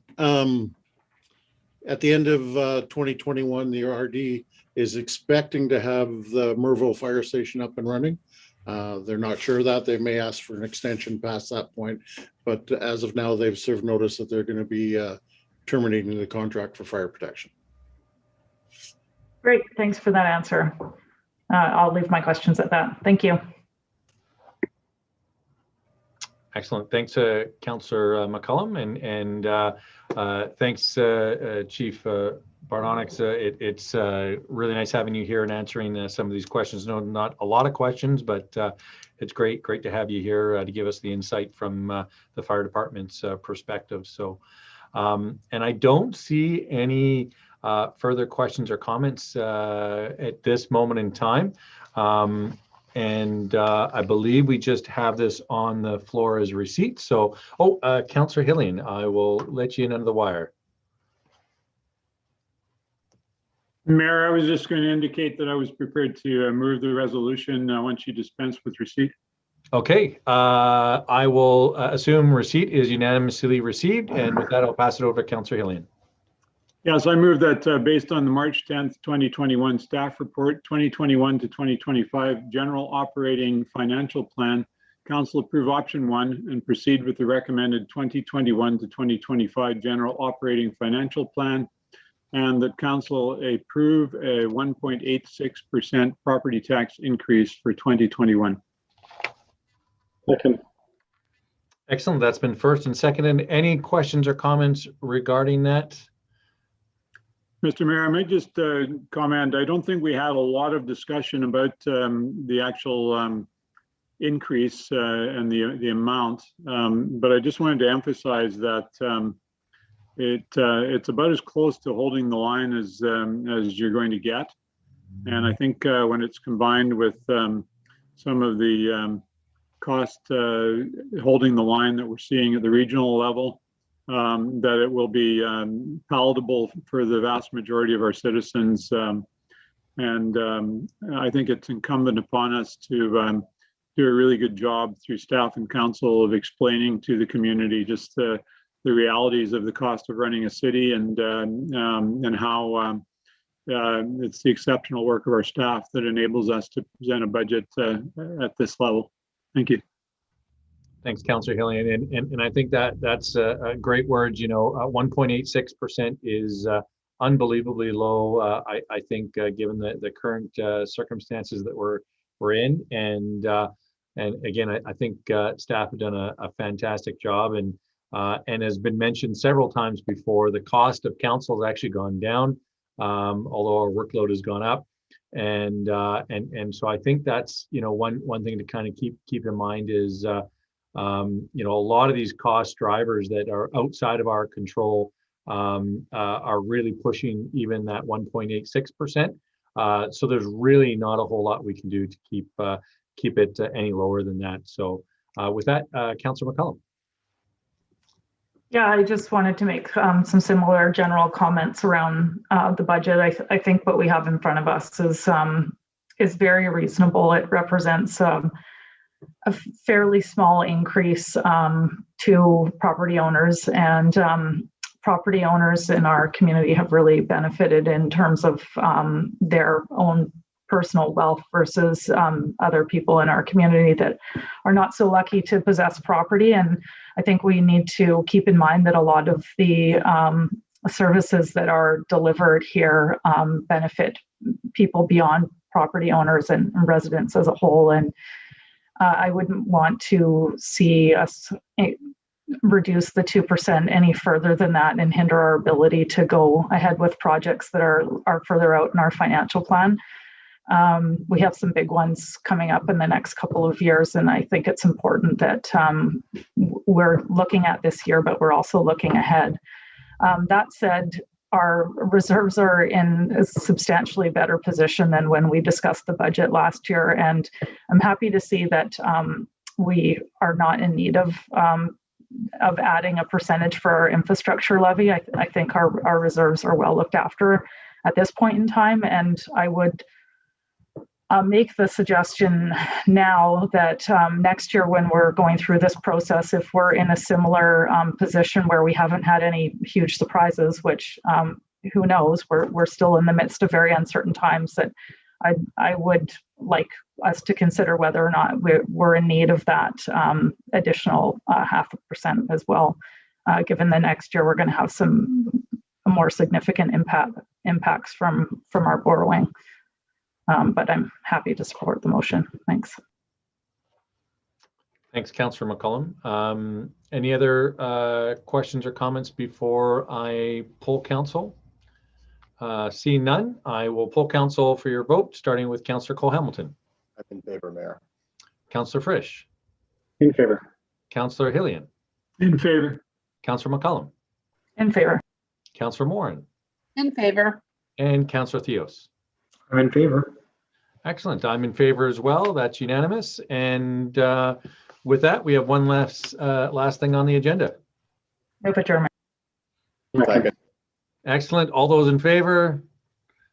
Any opposed? Thanks everybody for your time tonight. It has been a double meeting. I appreciate that. A lot of effort's gone into this from staff's perspective to make this happen, and for council to be here